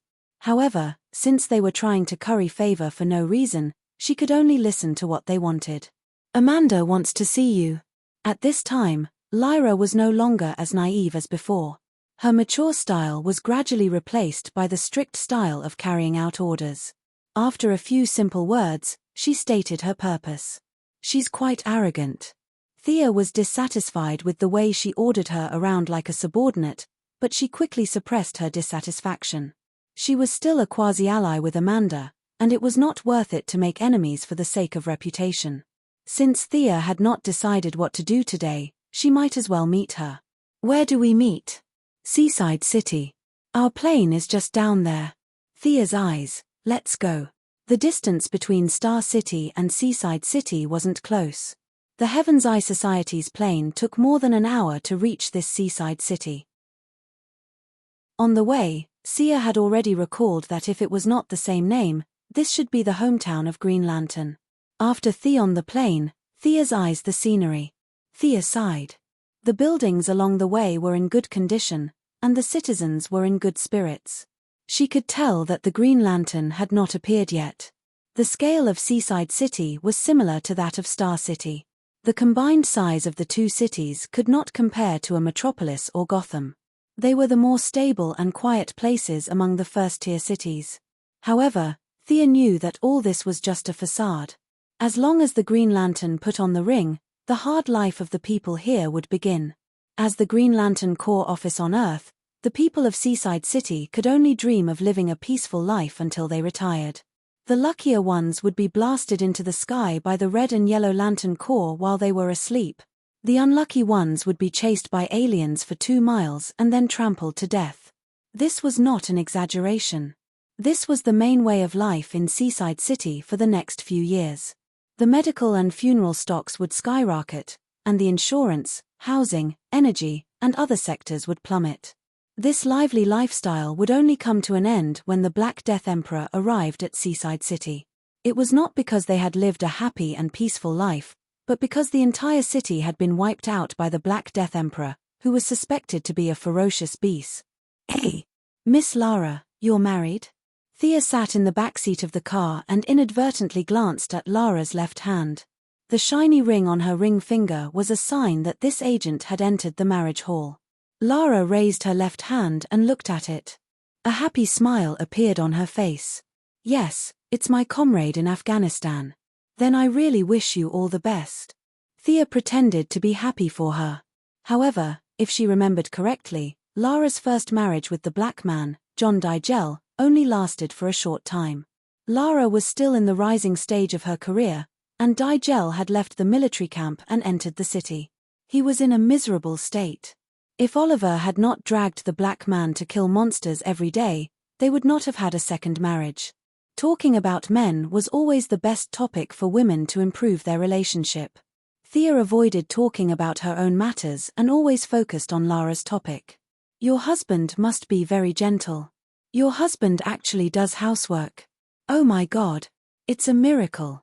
As they talked, the relationship between the two gradually warmed up. Although it was not to the point where they fought side by side in Gotham, it was no longer as businesslike as it was in the beginning. Just as the car stopped in front of an abandoned warehouse, 2 agents went to open the door. When no one was looking, Lara whispered in Thea's ear, "Amanda noticed your supernatural ability. Be careful." After that, Lara pretended to be very serious, as if what she said had nothing to do with her. Thea pretended that she did not hear anything. She was prepared for this, but Amanda's attitude was obviously arrogant. Was it because she had more cards in her hands, or did she think that she could control herself with Oliver in her hands? Should she teach her a small lesson or a big lesson? It was so hard to choose. Thea followed the few of them into the warehouse. Lara stepped forward and did a bunch of identity checks and pupil checks. Finally, the metal door of the Heaven's Eye Society's secret base appeared in front of Thea. "This is your secret base?" Thea asked, even though she already knew the answer. How much money did these people waste from the taxpayers? Just the 2.5 meters tall and 0.5 meter thick metal door alone was worth more than all the equipment in her secret base combined. Should she rebuild it or modify it? After seeing the Batcave and their base, Thea felt that the base in Star City was too shabby. "This is Seaside City's base number 3, Lara explained with a normal expression. Thea opened her mouth slightly. What did that mean? It was so luxurious, but it was only number 3. Did that mean that there were at least 2 more bases in Seaside City? Just as she was calculating how much these bases cost in USD, she heard a muffled sound coming from inside the base. Rumble under the violent shaking, they could even feel it from the door. Something's wrong. Lara and the 2 agents pulled out their guns and rushed in. Chapter 266. Thea followed them into the building unhurriedly. Although her pace was slow, it was exactly the same as their running speed. She wanted to use the Eye of Horus to see what was going on inside, but she didn't know what the interior of the building was made of. The walls, furnishings, and metal doors greatly obstructed her view. The Heavenly Eye Society was indeed worthy of its reputation. This kind of anti-see-through technology was very advanced. Needless to say, this was definitely prepared for Superman and the Martian Hunter. Of course, it was also prepared for people like her who had nothing better to do, Thea thought bitterly. However, she wasn't sure what Amanda was doing. Listening to the continuous gunshots and cries for help, she knew that the situation wasn't optimistic. Thea thought as she walked. Could it be that she had guessed wrongly? Amanda wasn't threatening her, but acting pitiful. Did she deliberately write and direct a scene to win her sympathy? After walking for less than 10 minutes, Thea came to an extremely spacious place. Before she had time to look around, she heard a violent shout. "Go to hell, ants that get in the way." The voice was hoarse and weak, like the noise of some kind of metal scraping. Thea only felt an invisible wave pressing against her. "Looks like nothing." Thea reached out her left hand, trying to neutralize the wave. However, halfway through casting her magic, she knew that she had miscalculated. The opponent wasn't using magic, but some kind of strange psychokinesis. Psychokinesis was also a kind of mental power. If the opponent was just using psychokinesis, she could completely block it with her high-level magic. However, the strange aura of the opponent's psychokinesis bypassed Thea's magic barrier and hit them like a wave. Thea felt the opponent's psychokinesis in 1/10 of a second. It was indeed not very strong. With her physical fitness, this wave was no different from a gust of wind. However, she could withstand it, but the others couldn't. At the critical moment, Thea put an air shield on Lila, which offset half of the impact. At least she knew Lila, so she would help if she could. As for the other 2 agents, they were just unlucky. The 2 unlucky agents spat out a mouthful of blood at the same time as if they had rehearsed it. They fell to the ground upside down, their legs kicking a few times before they stopped moving. Lara, who had been pulled back by Thea, was in a much better state. Facing Lara, who was equipped with a wind shield, the psychokinesis did not choose to retreat. Instead, it collided directly with Lara. The violent impact caused Lara to take 3 steps back. A trace of blood flowed from the corner of her mouth. She saw stars in front of her eyes, but her life was not in danger. But at this moment, no one was paying attention to her. The enemy looked past her and saw Thea. She didn't go to work today. In order to bask in the sun more, she dressed casually. Her long hair was tied into a single ponytail. She wore a checkered top with a knot below her chest, revealing her smooth and delicate abdominal muscles and navel. She wore a pair of shorts with a wide belt and a pair of canvas shoes. In order not to expose his spatial ring, he also carried a slanted backpack on his shoulder. There were only some daily necessities in the bag. The originally hostile atmosphere in the room was mostly diluted by her shopping attire. In addition, she looked around as if there was no one else around, which created a lot of psychological pressure for them. Thea first looked at the guy who had attacked her just now. She immediately took a step back. This was not because the enemy had an extraordinary aura, but because the enemy was too ugly. Thea's reaction was purely a conditioned reflex when she saw a toad.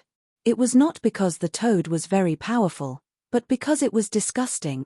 The person in front of her had 4 limbs and a torso. It could be seen that he was a humanoid creature.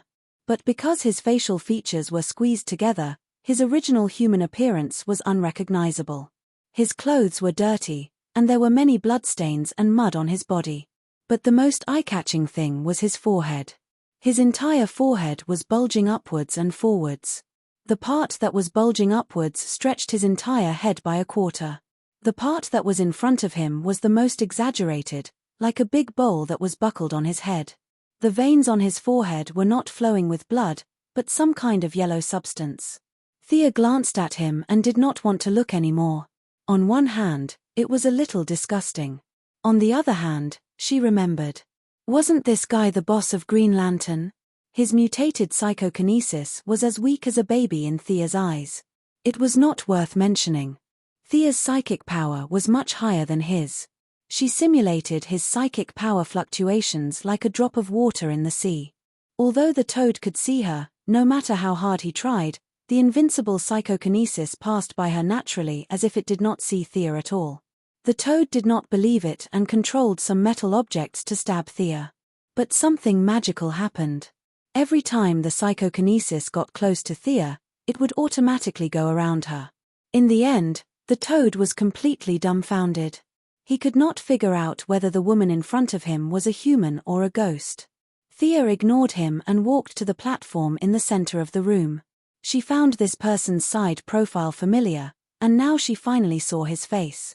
He, isn't this the most honorable senator of America? I remember your name. What was it again? Thea took out a small black book from her bag and excitedly flipped to the first page. Yes, that's right, Senator Hammond from Seaside City. Honorable sir, do you still remember me? Thea laughed happily. She wanted to settle the score with this guy, but she did not expect him to die in less than a month. I remember. Save me. I promised you everything you asked me to do. I still have money. I'll pay you. Save me. The white-haired senator was tied to the platform. Now that he saw Thea, he did not care about his face and desperately begged for help. Remember me? Then. What's my name? Do you still remember me? Thea asked jokingly. The white-haired senator's face instantly turned pale. He stammered, Your name is Ryan. It's all right. You remember my surname, but I'm afraid a honorable sir like you can't be bothered to remember my name. Hey, that guy over there in a daze. You guys can continue playing. Thea was tired of this guy who pretended to be innocent. She saw the toad staring at the white-haired senator. Hey, you two have a grudge, right? I remember you two are father and son.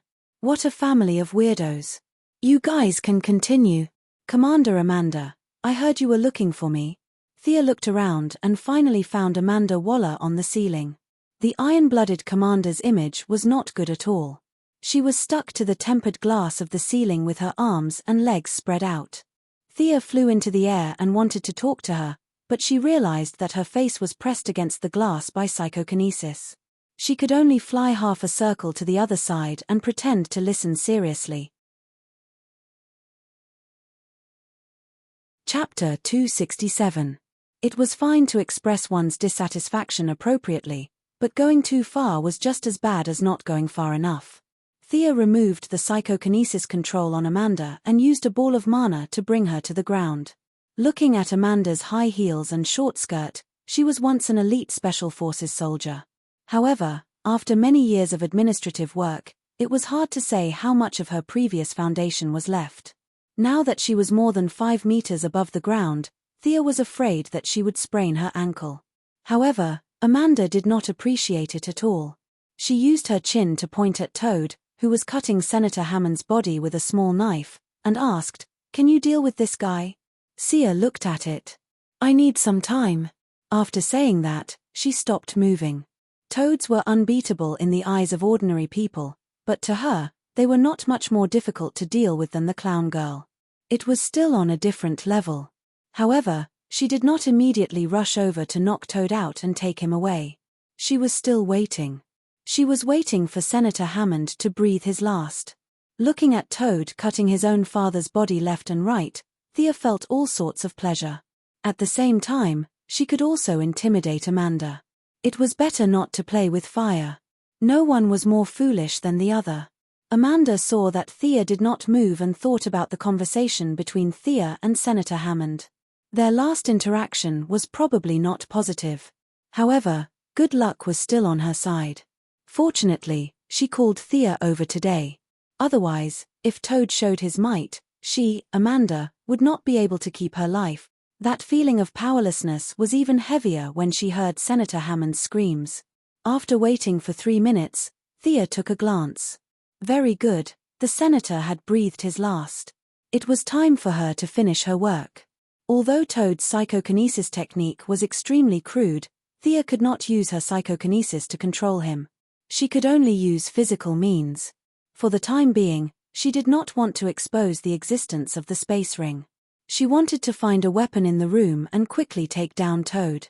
"Is it okay if I kill this guy?" Thea asked Amanda softly. "If you can capture him alive, it's best if you can. This guy's psychokinesis is very strong. Even if I knock him out, do you have any means to control him?" Amanda felt that she finally had a chance to save some face. The Heaven's Eye Society's foundation is beyond your imagination. Thea nodded and didn't say anything. She had just noticed that Amanda had a small device that was similar to a mind control device. After all, it wasn't 1918 now. Human science and technology were developing every day, especially in this world where black technology was everywhere. It wasn't unusual for there to be some small tricks that could be used against mind control. The Toad didn't give up on trying to teach her a lesson. It was as if he was practicing a qigong. Wave after wave of psychokinesis surged toward her, but Thea easily dispelled it. "Hey, this thing is not bad." Thea picked up a long rope from the ground. She had learned how to use a noose from Diana on Paradise Island, and she had practiced it when she had nothing to do in that small village. Although she wasn't as good as Diana, it was still a piece of cake for her to deal with this Toad. The Toad didn't dodge the noose that was coming for his neck. Or rather, he couldn't dodge it even if he wanted to. Thea wrapped the noose around his thick neck and pulled him up from the ground like she was pulling a carrot out of a carrot. Then, she swung her arm and slammed him against the wall. The wall of the Heaven's Eye Society was very thick. The Toad's 200-pound body didn't even shake the wall when he slammed against it. Disgusting. Thea looked at the yellow pus on the wall and felt a little nauseous. This guy was a female hero's natural enemy. In order to punish him for his disgusting appearance, she swung her arm and wrapped the noose around his neck. Then, she slammed him against the wall on both sides. At first, she could still hear the Toad's loud cries. However, after the Toad's fifth close contact with the wall, Thea realized that the psychokinesis in the room had completely disappeared. She knew that the Toad had probably fainted. "All right, this guy fainted. Why did you call me all the way here?" Thea wanted to finish her sentence and leave as soon as possible. The Toad's appearance meant that Hal Jordan had become the Green Lantern. According to the movie's sequence, the Parallax Devil was about to appear. Thea didn't want to stay here for even a minute longer. In the movie, Hal Jordan made full use of the intelligence of the people on Earth. No matter what kind of monster was thrown into the sun didn't disappoint the people on Earth. No matter what kind of enemy it would burn them to death. But how was that possible? The Parallax Devil had destroyed countless galaxies and stars. Why would it be afraid of the sun? Now that she was in the real world, Thea was more willing to believe that there was a higher existence that defeated the Parallax Devil for some unknown reason. Otherwise, it would be more accurate to say that Hal Jordan, a Green Lantern recruit, defeated the Green Lantern Corps nemesis for countless years. Damian Wayne could beat Merlin after learning magic for a day. Amanda's original plan was to use Oliver's information to suppress Thea. However, she couldn't understand Thea's current level of power, so she didn't dare to act rashly. She could only activate her backup plan. Although I don't know why you want to build a temple, we helped you with your relationship with the government. You admit that, right? But I just saved you. Don't tell me that the guy on the ground with a swollen head knocked himself into the wall and fainted. Amanda's attitude was showing signs of softening. Thea's tone naturally softened as well. The two of them joked amiably as if nothing had happened. Amanda smiled. Her black skin made her big white teeth look even more prominent. You saved me for a private matter. I used the name of the Heaven's Eye Society to help you. This is official business. I'll compensate you for your private matters in the future. Compensate my ass. Thea calculated the time. Based on what she said, Oliver must be in her hands now. She thought that she didn't know, so she had to pretend that she didn't know. Understanding the plot was troublesome. There were many things that she couldn't explain. The so-called compensation for her private matters was to hand Oliver over to her, right? Damn it. She saved her for nothing. Then what's the matter? Hasn't Batman been in close contact with you? Can't you look for him? Amanda was furious when she mentioned Batman.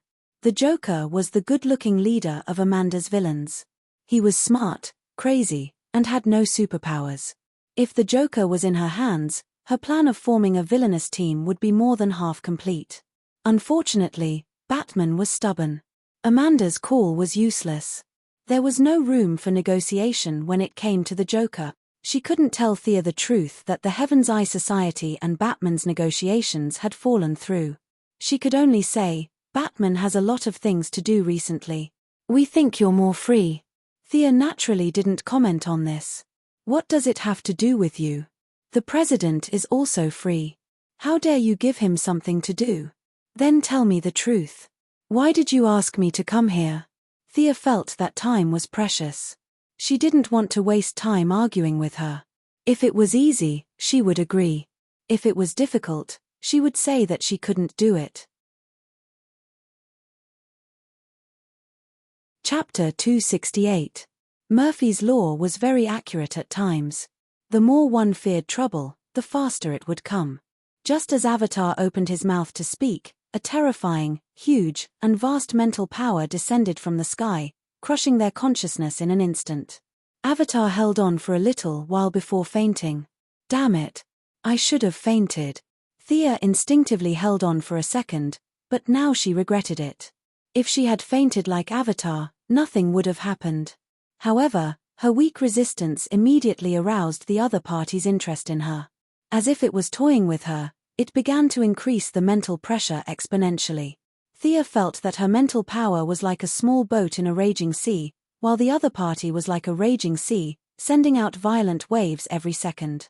She could only try her best to concentrate and face all kinds of unexpected situations. There were several times when Thea felt that her mental power had reached a dead end. She didn't dare to imagine the consequences of her consciousness entering a dead end. She could only rely on the persistence in her mind to return to clarity. She didn't know how long she had been under this mental attack. When she regained control of her body, she found herself half kneeling on the ground. Sweat had accumulated all over her body, and her clothes looked like they had been washed by water. However, she didn't have time to care about her clothes. She pushed her wet hair away from her forehead and looked straight ahead. Sure enough, the toad that was knocked out stood up again. Its swollen head was replaced by a blurry yellow light. The mental wave that caused her to be in such a sorry state came from there. Inspector Devil? It didn't seem like it. The Inspector Devil was born from the fear of all intelligent creatures. It was between formless and corporeal. It would choose its host strictly. The parallax monster that fused with its host was called the Parallax Demon. It wasn't that Thea looked down on the toad. Even if he begged to be its host, the Inspector Devil wouldn't take him seriously. If she remembered correctly, the The toad was accidentally infected with some parallax demon cells when he was dissecting the body of the former Green Lantern. Perhaps someone could tell where the parallax monster's real body was, but Thea didn't know. The parallax demon was attracted by the toad's cells and was flying toward Earth. The yellow ball in front of her was obviously formed by the violent reproduction of the cells. As for whether it was the parallax monster or the parallax demon controlling it, Thea couldn't tell. "Earthling, what are you looking at? You don't seem to be afraid of me." The yellow ball of light left the toad's neck, and the headless body fell to the ground. The yellow ball of light seemed to be interested in Thea. It circled her twice and asked her a question in her mind. "Nonsense. I'm scared to death. What makes you think I'm not afraid?" Thea did not want to differentiate between a parallax and a parallax. She only knew that she could not defeat one of them. Not to mention herself, even Horus would not be a match for them in his prime. The ball of light circled around her, causing her hair to stand on end. Until the ball of light spoke to her in her consciousness, she was so frightened that she did not dare to stand up. "No, you say you're scared, but you're not. Instead, you're excited. What's even more amazing is that you seem to know me. Am I right? This is the first time I've seen someone who knows who I am and isn't afraid of me after so many years." The meaning of the signal transmitted by the yellow ball of light was becoming more and more obvious. "I'm not afraid." Thea asked herself if she was afraid. She was definitely afraid of Dire Beast, Yojia Khan, Tien Shui, and a bunch of other Dire Beast Smurfs. Even Dire Beast Smurfs were scared to death. On the other hand, she was not afraid of Darkseid, the Anti-Watcher, or the Black Death Emperor. Why was she not afraid? Because they had been defeated before. Although the parallax monster was very powerful, it was suppressed by Sinisto like a dog. She knew this part of the storyline. Her fear of the parallax monster was divided among the few big bosses whose names could not be mentioned easily. When it came to the parallax monster, most of her fear of it was washed away by the familiar storyline. Naturally, there was not much left of her fear of it. Sia did not know if her guess was right, but she slowly stood up and found that the whole world was more organized in front of her eyes. The weak breathing of Amanda and the others, and the chirping of insects in the distance, were all echoing in her ears. Thea's mental strength seemed to have increased by a lot. She roughly estimated that it had increased by at least 20%. She stared at the yellow ball of light. Shouldn't this guy be looking for Hal Jordan and the Green Lantern Corps to fight? Why is he circling me? Just as she was wondering if she should say something, the yellow ball of light suddenly began to emit strong waves. This time, it was not a mental attack, but some kind of halo. Before Thea could say anything, the yellow ball of light wrapped her in the halo, opened a passage out of thin air, and disappeared from the secret base. Thea watched herself enter the passage in the yellow halo. The thing was too fast, and she did not have time to react. It dragged her into a strange world. Her original worldview was abandoned here. The mountains were moving, and the sea was still. There was no gravity, and many strange creatures that only appeared in dreams were floating in the air. A few giant trees that were as black as ink were chasing after a three-headed rabbit. The whole world felt chaotic and disorderly. There was no hope here, and there was no reason to speak of. This is the antimatter world, one of the negative synchronized universes at the bottom of the universe, the yellow halo explained to Thea for some reason. Thea's mind was not as fast as the halo, and they quickly left the antimatter world. The halo completed 7 warps at an extremely fast speed, and in the end, it made a very exaggerated emergency stop and threw Thea out of the halo. With a dexterous somersault, Thea landed on the ground. It felt so good to be on solid ground. There was gravity here. This meant that this was the material world. She did not have plans to live in nothingness for 180 years. Where was this? She looked at the sky first. Very good. Very strong. The light was provided by dark grey clouds dotted with dots of green light. Occasionally, there would be gaps in the clouds, and there would be a deep red light behind them. Thea looked at it and felt that it was not a star, but a celestial phenomenon caused by a special gravitational force of a planet. This was definitely not Earth. The oxygen content in the air was very low. Although it was modified by divine power, Thea still felt uncomfortable running into this oxygen-deficient environment. Compared to the nearby buildings, it was obvious that she was at the highest point. She was on top of a mountain. The mountain was very tall and thin, and it stood straight in the center of this city. Earthling, welcome to OUR. Your body is very strong. You have not been transformed by any ring, but you can breathe freely here. It is hard to imagine that you are an earthling. A voice sounded from the right. The voice was not loud, but it was clear and powerful. Thea looked over. A blue-skinned dwarf with the face of an old man was floating not far from her side. Chapter 269. Before she could finish her sentence, a few short blue-skinned aliens appeared around her. Thea counted 7 of them. Welcome to Aurora, Earthling. We are the guardians of the universe. The leader of the blue-skinned aliens seemed to be afraid that she was still in shock, so he calmly repeated himself. These guys were the guardians. They claimed to have lived for countless years, but there didn't seem to be anything special about them. Thea didn't use the Eye of Horus, but she took the opportunity to observe them while they were talking. There was no trace of magic, no divine power, and they were less than a meter tall, not to mention physical attack power. These guys only had a unique life form, but other than that, she couldn't see how strong they were. Were you the ones who pulled me here? Before Thea could finish her sentence, she was interrupted by a green light flying from afar. A purple alien wearing traditional Green Lantern tights walked out of the green light. He didn't even look at Thea, but shouted at the guardians floating in the air, "You want to recruit another Earthling? Wasn't Hal Jordan's lesson enough? Earthlings have weak wills, they're not suitable for the Green Lantern Corps." The dwarfs calmly waited for the newcomer to vent his dissatisfaction. It was only when the purple alien was done that they slowly began to explain. Sinisto, she wasn't recruited by us. She was pulled here by the yellow energy. We just found out about it. Yellow energy, yellow light? The purple-skinned alien named Sinisto was shocked by the news for a few seconds, but he immediately realized something. He turned to the guardians and asked, "You've already made the yellow light ring? My will is enough to control fear. Give me the light ring, and I'll destroy the parallax demons." However, his bold words didn't get a response from the guardians, because another green light came to the top of the mountain, and the newcomer revealed herself. "I won't allow you to sacrifice Earth. Although Earth is young, but..." Hal Jordan, who had hurriedly flown over from Earth, was stunned by the scene in front of him. Who was this young lady dressed like an Earthling? He wanted to finish his sentence, but he realized that he had forgotten what to say.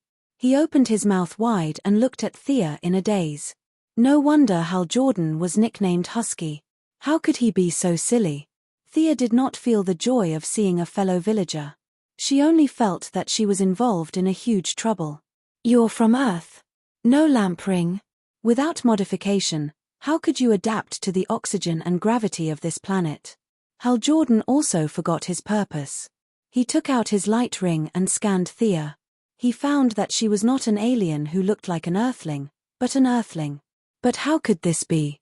This caused the world view that he had just rebuilt to collapse again. Could it be that the physical fitness of the people on Earth was so good? Could it be that I am a fake Earthling? Sinisto, Hal Jordan. This Earthling's name is Thea Quinn. She was summoned by the yellow light ring. We just completed the yellow light ring 3 minutes ago, so... The leader of the dwarfs hesitated for a moment before deciding to tell the truth. Hal Jordan was still immersed in the question of whether he was an Earthling or not. If he was not an Earthling, would he still need to risk his life to protect Earth? You must be joking. How could this Earthling be recognized by the yellow light ring? Not only is she a weak Earthling, but she is also an Earthling. Sinisto pointed at Thea and loudly vented his dissatisfaction. The Guardians could understand Sinisto's dissatisfaction. After all, they had said that the yellow light ring would belong to him. Now that Thea had appeared, it seemed that they were going back on their word. However, they were wrongly accused. This was the will of the yellow light ring, and it was not under their control. The Guardians communicated telepathically, and the leader of the dwarfs said, "Sinisto, You are the strongest warrior in the Green Light Corps. We trust you, but this Earthling was also personally selected by the Yellow Light Ring. You must prove that you are stronger than her. Only then will the Yellow Light Ring acknowledge you. Senisto knew that the Guardians were afraid that he could control both the green light and the yellow light at the same time, but he was still angered by their betrayal. How do you want me to prove it? Does this woman have the ability to fight? Or are you going to let the two Earthlings fight together? The birth of the Yellow Light Ring is inevitable. Although we are the founders of the Green Light Corps, the Yellow Light Ring is also a part of the universe. Senisto, your worries are completely unnecessary. We will not obstruct you. We will only facilitate it. The leader of the dwarfs explained, you will fight it out in the Green Light Corps arena. Earthling, what do you think? The dwarf turned to ask Thea. At this moment, Thea's mind was in turmoil. The Yellow Light Ring, it had actually chosen her. Shouldn't it have chosen Senisto at first glance? To be honest, Thea did not like this so-called emotional power. This kind of power was too illusory, and there was not a trace of feedback to the body. In terms of life's natural order, all the holders of the Lantern Ring were mortals, including the seemingly powerful Senisto. His lifespan wouldn't last more than a few years longer than his fellow clansmen. When his lifespan was up, the Lantern Ring would fly away. Any glory or victory would be nothing more than a passing cloud. When this group of people mentioned the Yellow Light Ring, they would think of fear, as if it was an incomparably evil power. However, Thea, who had mastered magic, had a different view. Light was not justice, and darkness was not evil. This theory was also valid on the emotional spectrum. It was laughable to artificially determine emotions as good or evil. Fear could give people enough faith. Wasn't Batman a living example? On the other hand, Thea did not feel that she had the power to control fear. She was afraid of many things, and it was fundamentally different from Senisto's steel-like will. However, now that the Yellow Light Ring was waiting for her in front of her, she did not need to do the prerequisite mission. It would be a pity to give it up. Following the Transmigrator's principle of getting it first, regardless of whether it was useful or not, Thea decided to compete with Senisto. A few Guardians took the lead and flew to a mountain not far away. Senisto's face was ashen, and he followed without a word. Can you fly? I'll carry you. Hal Jordan still did not understand what had happened, but seeing Thea's navel and long legs, he wanted to help this fellow Earthling. Don't touch me. I can fly by myself. Thea waved her hand and rejected his help. After the parallax's mental suppression, her mental strength had reached a new level. The magic reaction in Oua's air was much higher than on Earth, and she could fly with her own magic. Although she was not as fast as the Green Lanterns, the distance in a straight line was not far. Thea landed lightly on their arena. Hal Jordan was the last to arrive. He was stunned by Thea's ability to fly by herself. Without the help of the Yellow Light Ring or any technological equipment, she just flew away. After a long while, Hal Jordan came to his senses. This woman was definitely not someone to be trifled with. The water on Earth was much deeper than he had imagined. Thea's independent flight was nothing in the eyes of the Guardians, but to Senisto, who was still in the normal range of life, it was quite a shock. Having traveled to countless galaxies, he had seen some planets with life forms that were far beyond the local ordinary level. Although he still said it with disdain, he was already on high alert. Chapter 270. In Senisto's eyes, Thea was a special species in the local food chain. After some mutations, she had abilities that far exceeded those of the same species. He could tell from Hal Jordan's dull eyes that this was definitely not the average level of an Earthling. With this in mind, Senisto wasn't that angry about Huang Jie's choice. He had previously thought that it was a trick of the Guardians, but if it was an expert, he wasn't afraid of competing with him. No, this is the war of the Lantern Rings. What's the point of taking off the ring? I reject this proposal. After a discussion, the Guardians suggested that Senisto take off the Green Lantern Ring and fight Thea. If Thea was just an ordinary Earthling like Hal Jordan, Senisto wouldn't be afraid if she took off the ring. However, now that Thea could fly by herself, this made his heart pound. There were many races in the universe that could fly, but there were very few humanoid creatures that could fly by themselves. At the very least, if Senisto took off his ring, he wouldn't be able to fly. Therefore, he rejected this proposal without thinking. Senisto insisted that this was the War of the Lantern Rings. After another round of silent communication, the Guardians finally made a concession. Miss Thea, do you have any objections to using the Green Lantern Ring in battle? Thea's ability to fly had also caused their attitude to change a little. They no longer addressed her as an Earthling. Can't the Green Lantern Corps use it too? Thea didn't want to work for these old farts who had lived for hundreds of millions of years. You can use a temporary ring. A light green ring appeared in front of Thea in the void. After receiving her nod, the ring automatically slipped onto her right middle finger. A massive amount of information entered her mind. Only then did Thea realize that she had been a little narrow-minded.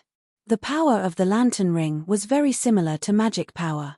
Magic power existed forever, and the power of emotions had the same characteristics. As long as there was life, these emotions would exist forever. The power of the lantern ring didn't repel magic power. The two tested each other and discovered each other's characteristics at the same time. The two ancient and eternal powers miraculously merged together temporarily. The Green Lantern Ring required willpower and courage. Thea's willpower had been tempered by magic to surpass most intelligent life, but what about courage? Did Thea have the courage to ask herself? With the power of the Lantern Ring, she saw the heart that she had never faced before. Malcolm had said that she was a natural warrior, and that wasn't a lie. The spectrum of emotions reflected a green ocean in her heart. This was the true portrayal of her heart. Regardless of whether she was facing Horus or Ars, she would bravely rush forward. She had a courage that she did not even realize. With her as the center, the green light swelled in all directions. In the center of the vortex, Thea raised her right hand and completed the transformation. Fortunately, it was only a temporary ring, and she didn't need to recite the oaths that she thought were shameful. However, the green and black tights were automatically put on without any discussion. Amazing courage. This is the first time I've seen someone who can produce such power after wearing the Green Lantern Ring. I admit that you are a great warrior. The complaint on Senisto's lips had disappeared. That was the truth. His pride wasn't to the extent that he would ignore Thea and spout nonsense. But it's strange. Why did the Green Lantern Ring choose that Earthling over there and not you? Strength won respect. Hal Jordan, who was already disliked, was automatically demoted to that Earthling in Senisto's words. He wasn't the only one who didn't understand. The Guardians who had lived for countless years didn't understand either. Could it be that the ring selection process had gone wrong? Although they hadn't seen Thea's physical body yet, they could tell that she was several levels stronger than Hal Jordan based on her power. Hal Jordan, who didn't know that he had been treated as a faulty program, was enthusiastically explaining the principles of materialization to the Earthling lady. As long as it's something you can imagine, it can be materialized by the lantern ring. My experience is to experiment with some weapons. Are you an American too? You're so young. Have you touched a pistol before? Let's start with a pistol. Thea initially listened to his long-winded ramblings, but she later realized that his imagination could only be described as poor. Pistol? What a joke. A more brainy piece of equipment, you can conjure a pistol to do the same. The knowledge of a mage wasn't inferior to that of a veteran Green Lantern who had traveled through many universes. Thea had the memories of that transmigrator, so she didn't lack imagination. She quickly selected a materialized body suitable for combat, shaped it with great courage, and completed the specific outline with her willpower. A green monster appeared in this distant star system. The monster looked like a giant tree from afar, but upon closer inspection, one would realize that the branches were made up of 50 heads and 100 arms. Each arm was holding a sharp giant sword. This was a legendary creation of divine power that should not exist in this world. It was a divine abomination, the 100-armed giant. Hal Jordan, who was next to Thea, was analyzing the process of materializing a pistol to a mortar. He almost bit his tongue when he saw such a big monster that was obviously not to be trifled with. especially when he saw that every face of the monster that Thea materialized was lifelike, and every weapon was like a real object. He was completely speechless and hid in a corner to draw circles. No matter how slow Hal Jordan was, he could see that Thea was much smarter than him.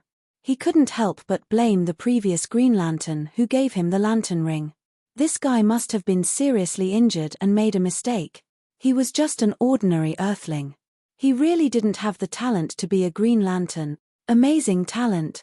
To be able to reach this level on your first contact with the lantern ring, you are a strong person. I apologize for looking down on Earthlings. Sinisto wasn't afraid because of the strength of his opponent. Instead, he excitedly materialized his physical body. It was a green giant that looked exactly like him. It held a large axe in its hand and roared at Thea's 100-armed giant without showing any weakness. The larger the materialized body, the more powerful it was, but the larger the body, the stronger the person's emotions.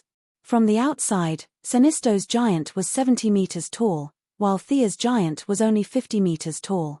It seemed that Sinisto had won by quite a bit, but considering the length of time that both sides had been in contact with the lantern ring, and the fact that Thea's ring was temporary, it could be said that the difference between the two sides wasn't that big. On the other hand, Thea's 100-armed giant was more detailed than Sinisto's. This was also why he valued it so much and even apologized to Earthlings. If Earthlings had Thea's qualities, they would have unified the universe long ago. In order to show that he valued his opponent, Sinisto turned on the lantern ring's language function and adjusted it to Earth's English. Let's begin. As he spoke, he materialized two long swords. Hearing an alien speak English was indescribable. Thea was afraid that she would laugh, so she kept a straight face and also materialized a two-handed sword. Chapter 271. The two of them first controlled the giants behind them to begin the battle. Controlling so many hands at the same time was a little taxing even for Thea with her mental strength. This was the first time Sinisto's giants had seen such an offensive situation, so the two of them fought extremely conservatively in the first round. The 100-armed giant's attacks were endless, but the damage it caused was minimal. Sinisto's giants were very experienced, and after calmly dealing with a few moves, they began to gradually counterattack when they realized that the other party wasn't too strong. As Sinisto's main body slashed at Thea with two long sabers, Thea, who had expended a lot of energy on conjuring, couldn't take it anymore. She sent Sinisto retreating with a dart and cancelled the 100-armed giant, replacing it with a burly man holding a spear and wearing a horned helmet. This was Thea's old acquaintance, Ars, the god of war. Thea knew Ars very well, and with his divinity, she was very familiar with his moves. Ars, who was 50 meters tall and wielding a spear, was perfect for dealing with Sinisto, who was 70 meters tall. She had to release a portion of her mental strength to deal with Sinisto, who was equally skilled in martial arts. The English two-handed sword with a cross handle seemed to come alive in her hands as she slashed down at Sinisto's waist. Sinisto's 2-meter-tall height was a little inadequate against Thea's 1.7-meter-tall height. After exchanging a few blows, he knew that he couldn't fight on land, so he decided to fully utilize his advantage and fight in the air. He conjured chains in an attempt to bind Thea's feet. Upon seeing his actions, Thea conjured Diana's lasso and also wrapped it around Sinisto's arm. The two of them exerted their strength at the same time, and the distance between them rapidly closed. Thea threw away the lasso and aimed her sword at Sinisto's chest in an attempt to kill him in one strike. Sinisto was a little embarrassed by her desperate fighting style. He could only control the green light energy to float in the air to dodge this heart-piercing strike, but before he could rise too high, he realized that he had been caught in a net. Not far away, Green Ars, who was fighting, threw a huge green net of light at Sinisto at the risk of being struck by his opponent's axe. Sinisto's ascent was stopped, and Thea had already risen into the air to attack. With a crisp clang, Thea's two-handed sword stabbed into the green shield conjured by Sinisto, and the two weapons shattered at the same time. When Sinisto returned to the sky, he didn't plan on engaging in a ground battle. He stretched out his arm and aimed his light ring at Thea. A green beam of light shot out. Thea imitated his actions and conjured a green shield of light to offset the damage. Then, she took out 2 sabers and faced Sinisto, who was wielding a gigantic axe. The intense battle between the two naturally attracted the attention of the nearby Green Lantern Corps. There was a constant stream of free Green Lanterns flying outside the arena to spectate. At first, they thought that she was a new companion, but the result of the scanning function of the light ring surprised them. This woman was an Earthling. Do you know her? A few people who had a good relationship with Hal Jordan asked. Thea was the boss of a listed company. It was too easy for the light ring to search for her information. Hal Jordan didn't recognize her at first, but as time passed, he finally matched her with the information on Earth. Although he matched the person, he wasn't happy at all. Hal Jordan felt that his knowledge of Earth was too shallow. This was the daughter of the chairman of a listed company, yet she was able to fight Sinisto, the greatest warrior in the history of the Green Lantern Corps. These two identities didn't match at all. Was this because the aliens were too weak, or the Earthlings were too strong? He couldn't figure it out. Faced with a few Green Lantern companions who had a good relationship with him, Hal Jordan could only smile bitterly and say, "She is a public figure. I know her, but she doesn't know me." The language translator function of the green light ring was unbelievably powerful. The Green Lanterns from several different planets actually understood the meaning of the word public figure. They were a little stunned. What Hal Jordan could think of, they could naturally think of as well. This random person on Earth was able to fight to a draw with their greatest warrior. How high was this Earthling's strength? Sinisto naturally saw a large number of Green Lantern Corps members converging here. He didn't want his subordinates to see that he hadn't taken down a newcomer after so long. The energy of the light ring began to operate at full force. Relying on his rich experience, he tried to suppress Thea with his strength. A large amount of emotional energy was materialized by him. Swords, giant axes, energy bullets, and they bombarded Thea like raindrops. Although Thea was slightly suppressed, she wasn't dispirited. This battle was unfair from the beginning. How many years had the opponent used his light ring? How many minutes had it taken her? If she could win against this group of people, she would have slit her own throat. She responded to Sinisto's attacks with a learning attitude. Thea absorbed Sinisto's combat experience like a sponge. A lot of knowledge and magic mutually verified each other, which made her a little impulsive. The battle entered a stalemate. Sinisto used all his skills. He felt that he had never been so serious in the training field before. He brought out the determination to fight to the death. He had to suppress Thea. However, as he continued to exert his strength, Thea's various uses of the light ring became more and more proficient under his demonstration. The situation on the battlefield had been maintained at 60% for a long time, while Thea was at 40%. Neither of them had the ability to break the stalemate. Of course, if this continued, Sinisto would definitely win, but he disdained such a victory. Under the watchful eyes of everyone, to rely on a prolonged battle to defeat a newcomer who had used her light ring for a few minutes. He still wanted to save face. In contrast to Sinisto's anxiety, Thea became more and more confident as the battle went on. What greatest warrior? Bah. That was all there was to it. The light ring's main source of energy was emotional conviction. Her confidence increased, and without her noticing, her attacks became stronger. As members of the Green Lantern Corps who had dealt with the green light ring for most of their lives, other than the newcomer Hal Jordan, all of them noticed that Thea's confidence was steadily increasing. What did this mean? It meant that she was confident that she could win. The few of them didn't dare to interrupt the battle. They could only exchange looks of surprise. A few of them even prayed to the gods of their own planets. "Lord Sinisto, you must hold on. If you lose, we will all be embarrassed." Sinisto naturally saw Thea's slow but steady increase in conviction. This made him feel a little incredulous. "I, the great Sinisto, will not be defeated by you." His hands gathered a huge amount of emotional energy. His arms were like clockwork, tirelessly shooting large amounts of energy balls at Thea. Thea began to constantly dodge in the air. When she couldn't dodge, she used her shield to block.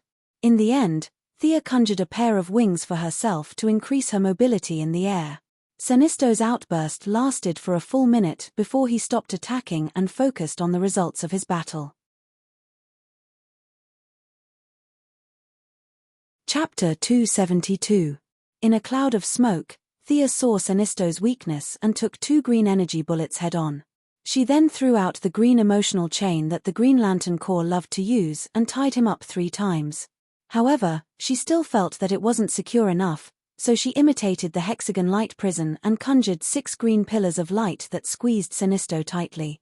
Only then did she heave a sigh of relief. The battlefield was silent. All the Green Lantern Corps on Aurora had heard the news and came over. They couldn't believe that their leader had been defeated, and many of them were silently cheering for Senisto. However, their silent support didn't have any effect. Instead, it made Senisto feel humiliated that he had fallen to such a state. Thea's restraints were extremely tight, and he couldn't break free no matter how many times he tried. However, the benefits of having a strong will were evident. Even though Senisto was furious, he didn't panic and order his giants to give up their advantage to rescue him. Senisto's giants already had the absolute advantage, and he believed that it wouldn't take long for them to finish off Thea's giants. However, he had no choice but to give up on all of this and rescue the trapped Senisto first. Thea naturally wouldn't let him escape. She constantly conjured various long-range weapons and joined forces with her giants to attack Senisto crazily, but their attacks were all eaten by Senisto's giants. His original 70 meters tall quickly shrunk to 50 meters, and his body was full of holes. However, his sacrifice was worth it. Senisto used his strength to finally break free before injecting energy into his giants to stabilize their bodies. The rapid depletion of the lamp ring's power dispelled his thoughts of ending the battle quickly. He flew into the giant's body. On one hand, he could control it more flexibly, and on the other hand, he could recover his exhausted stamina. There's such a thing. Thea had always thought that congealing meant fighting separately from the main body. Now that she had learned another trick, she did the same. She flew into the giant's body and familiarized herself with it a little before controlling the body that was several times larger. The giant that looked like ours was fully controlled by her, as though the ancient gods of Earth had returned to the mortal world. On this planet that was countless light-years away from Earth, Ars let out a deafening roar as fighting spirit lingered around his body. Although he was slightly smaller than Senisto's giant, his aura was stronger. With a spear in hand, he bravely faced Senisto, who was wielding a giant axe. The Green Light Army was most familiar with the aura surrounding the Ars. It was courage. Unparalleled courage. Even if the Green Lantern Corps wanted to help Senisto, they couldn't do so. They couldn't question such a noble character. Senisto relied on his steel-like willpower to face any enemy. He also abandoned his worries and fought fearlessly. The battle between the two became more and more intense. Senisto won in terms of familiarity with his control, and the intensity of his energy far exceeded Thea's. Thea, on the other hand, was a level higher than him in terms of martial arts. She relied on her skillful techniques to constantly find opportunities to severely injure her opponent. The scale of their battle was getting bigger and bigger, and it was exhilarating, inexplicably carefree. Thea felt a huge wave of joy.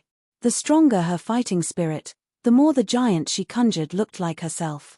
The divinity of Ars that she had obtained that day was rapidly fusing.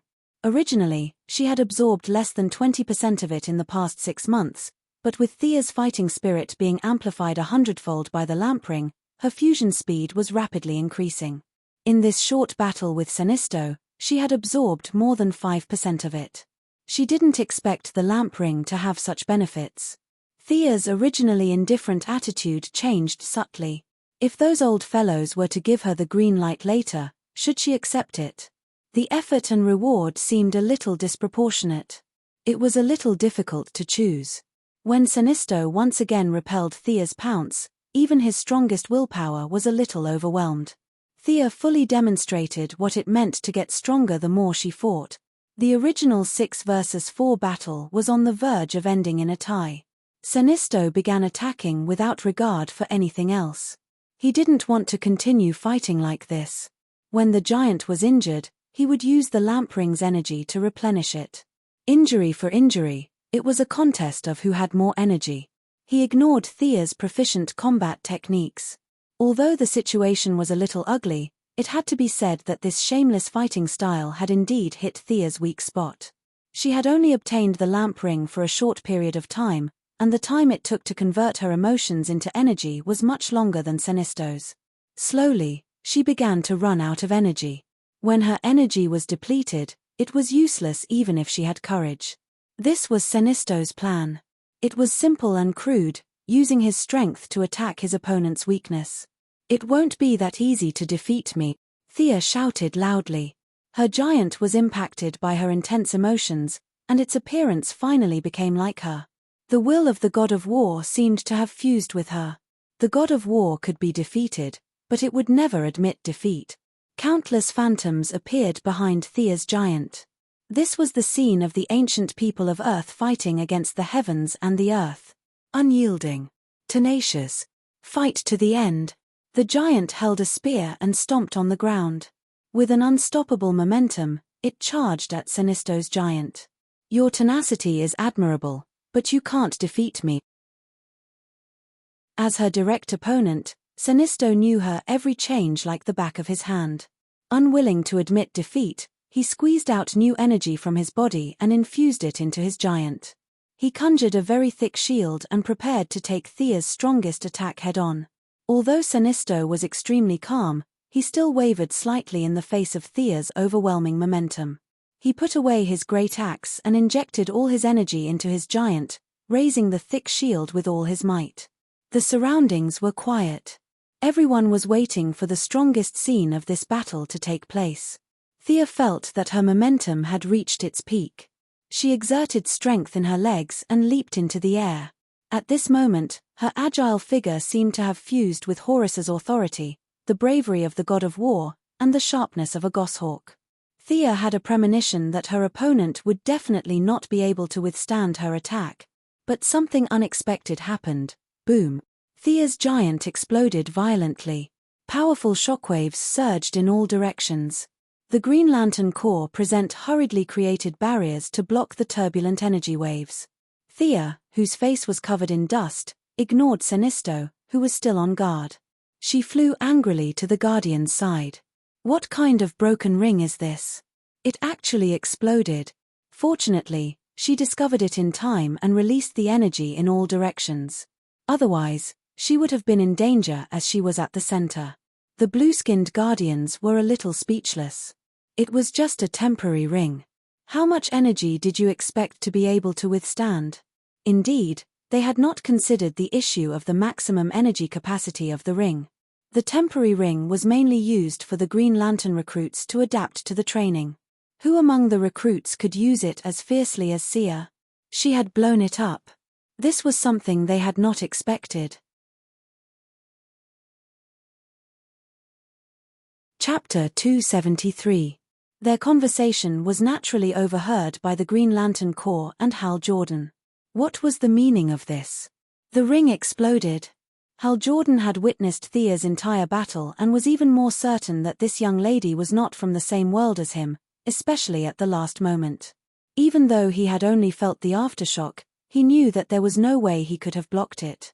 The steel-willed Senisto was a little dumbfounded at this time. At first, he thought that it was Thea's ultimate move and that she had hidden it well behind the shield, but the subsequent development of the situation told him that he was wrong. As someone who had trained countless Corps soldiers, he really did not know that there would be a day when a temporary ring would explode. How strong was this feeling? Seeing that the battle could not continue, he cancelled the concretion and adjusted his breathing. This battle had consumed a lot of his energy. Faced with Thea's questioning, the Guardians could not come to a consensus. There were those who supported Thea, those who supported Senisto, and those who wanted them to fight again. The little blue man asked for their opinions and made a final judgment. "Senisto will be the final winner of this battle. I didn't hear you clearly. Say it again." "I refuse to admit victory." Thea was immediately angry. "This is clearly a problem with your quality. I didn't lose."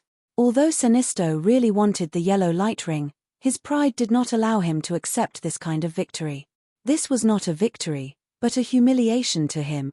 The two of them rejected the little blue man's judgment, which made the little blue man's nose almost crooked. He wanted to let them continue fighting, even if they were beaten to death. However, in order to maintain their authority, even if what they said was wrong, they had to stick to it. For a moment, they were a little hesitant. Just as they were thinking hard, an unexpected disruptor gave them a way out. "Elders, Earth is in danger. I beg for your help." The one who spoke was a little funny, but with a strong sense of justice, Hal Jordan, a Green Lantern Corps recruit. Although this Earthling's combat strength was a little weak, he was very perceptive. The little blue man no longer nitpicked at Hal Jordan and said gently, "You are right. It is our duty to maintain the peace of the universe. You go first. The follow-up troops will arrive soon." The hot-blooded young man, Hal Jordan, was tricked by the old man into going to Earth first. He happily flew out of Aura and headed for Earth. The remaining green light onlookers were sent back to pack up their equipment by the little blue men in the name of saving Earth. Only the Guardians, Thea, and Sinisto were left in the originally crowded arena. The Guardian summoned the ring that was constantly flashing with yellow light from the void and did not talk about the battle just now. Next, let the yellow light ring choose its user. Who wants to go first? Thea hesitated for a moment, but Sinisto had already walked out. "I'll go first." Thea also wanted to see the process first. She nodded to indicate that she could accept it. After all, she wasn't as determined as Sinisto. Sinisto took off the green ring and took a deep breath. He walked to the floating yellow ring and grabbed it. "Ooh!" A painful cry sounded in the square. Sinisto's tall body was instantly knocked down as he knelt on the ground. He made all sorts of incomprehensible sounds from time to time. His face was distorted, and large amounts of sweat seeped out of his purple skin. His hands subconsciously grabbed the soil on the ground as the blood vessels on his palms protruded. He looked rather ferocious. Thea was shocked. "Is there a mistake? It's so painful." Seeing Sinisto's facial features squeezed together as though he was giving birth, she felt a little guilty. Is this the legendary person who subdued the parallax monster? Could it be that he didn't subdue the yellow light ring today in the original timeline? In fact, she wasn't wrong. Sinisto had indeed not reached the highest point in history. In addition, he had expended a lot of his energy fighting with Thea. Although the yellow light ring's birth was inevitable, the Guardians didn't wish for it to be born so early. They had set up this trap because of his urgency. They didn't give Sinisto time to recover, allowing him to face the yellow light ring in a slightly weaker state. This was their obvious scheme. However, they had underestimated Sinisto's potential and ambition. Despite knowing that the situation was disadvantageous to him, he still resolutely jumped in. He relied on his faith and determination. To the Guardian's disappointment, Sinisto's throat couldn't even make a sound after half an hour of mental suppression. However, he finally overcame his fear of the yellow light ring. Although the process was extremely difficult and he sat on the ground in exhaustion, there was no doubt that he had obtained the yellow light ring's recognition. They couldn't deny it, but Thea still caught the worry in the corners of their eyes. "Miss Thea, it's your turn." Although they didn't have much hope for her, they had plenty of time. It wasn't a big deal to let Thea try. If Sinisto had the strength, he would definitely object. "What kind of joke is this? I've already obtained its recognition, and you still want her to go?" However, he was already exhausted and was trying his best not to faint. It was already a display of his strong willpower that he could barely sit up straight. Thea walked forward uneasily and imitated Sinisto's actions, grabbing the yellow light ring. A merry-go-round scene flashed before her eyes. The first scene that caught her eyes was the scene of someone failing an exam. Thea sneered. "I don't write a word, but I have money, I can fill in any score. Is this considered fear?" The death of her parents made Thea slightly sad, but when she saw Moira being killed by Death Knell and Malcolm crying as he was blown up, she still chuckled softly. Death Knell could be crushed to death with one hand. With Malcolm's strong life, there were very few people who could kill him. Even if he died, he would die with a smile. What kind of nonsense was this? When the scene of Diana being burned to death on a cross appeared, Thea laughed out loud. It was too funny. Diana was a demigod, and one of the strongest demigods. How could a mortal's flame burn her to death? Nonsense. The next few scenes seemed to correspond to the transmigrators that she had fused with, but they were very blurry and the images were very vague. They looked very fake. Thea glanced at them and didn't think much of it. When Huang Jie transformed into a giant that somewhat resembled Darkseid and was blinded by Thea with a steel drill, Huang Jie seemed to have crashed and no longer appeared in the scene. What was Huang Jie trying to do? Thea couldn't help but think. Was this thing fated with her? Wasn't it too obvious that it was going easy on her? In fact, if Huang Jie had a human form, it would make a helpless expression. Did Thea feel fear? She definitely did, but who were the people she was afraid of? The yellow light ring, which was based on a parallax monster, couldn't transform into these people, not even their shadows. Chapter 274. The few that Thea was afraid of were existences that transcended the natural order.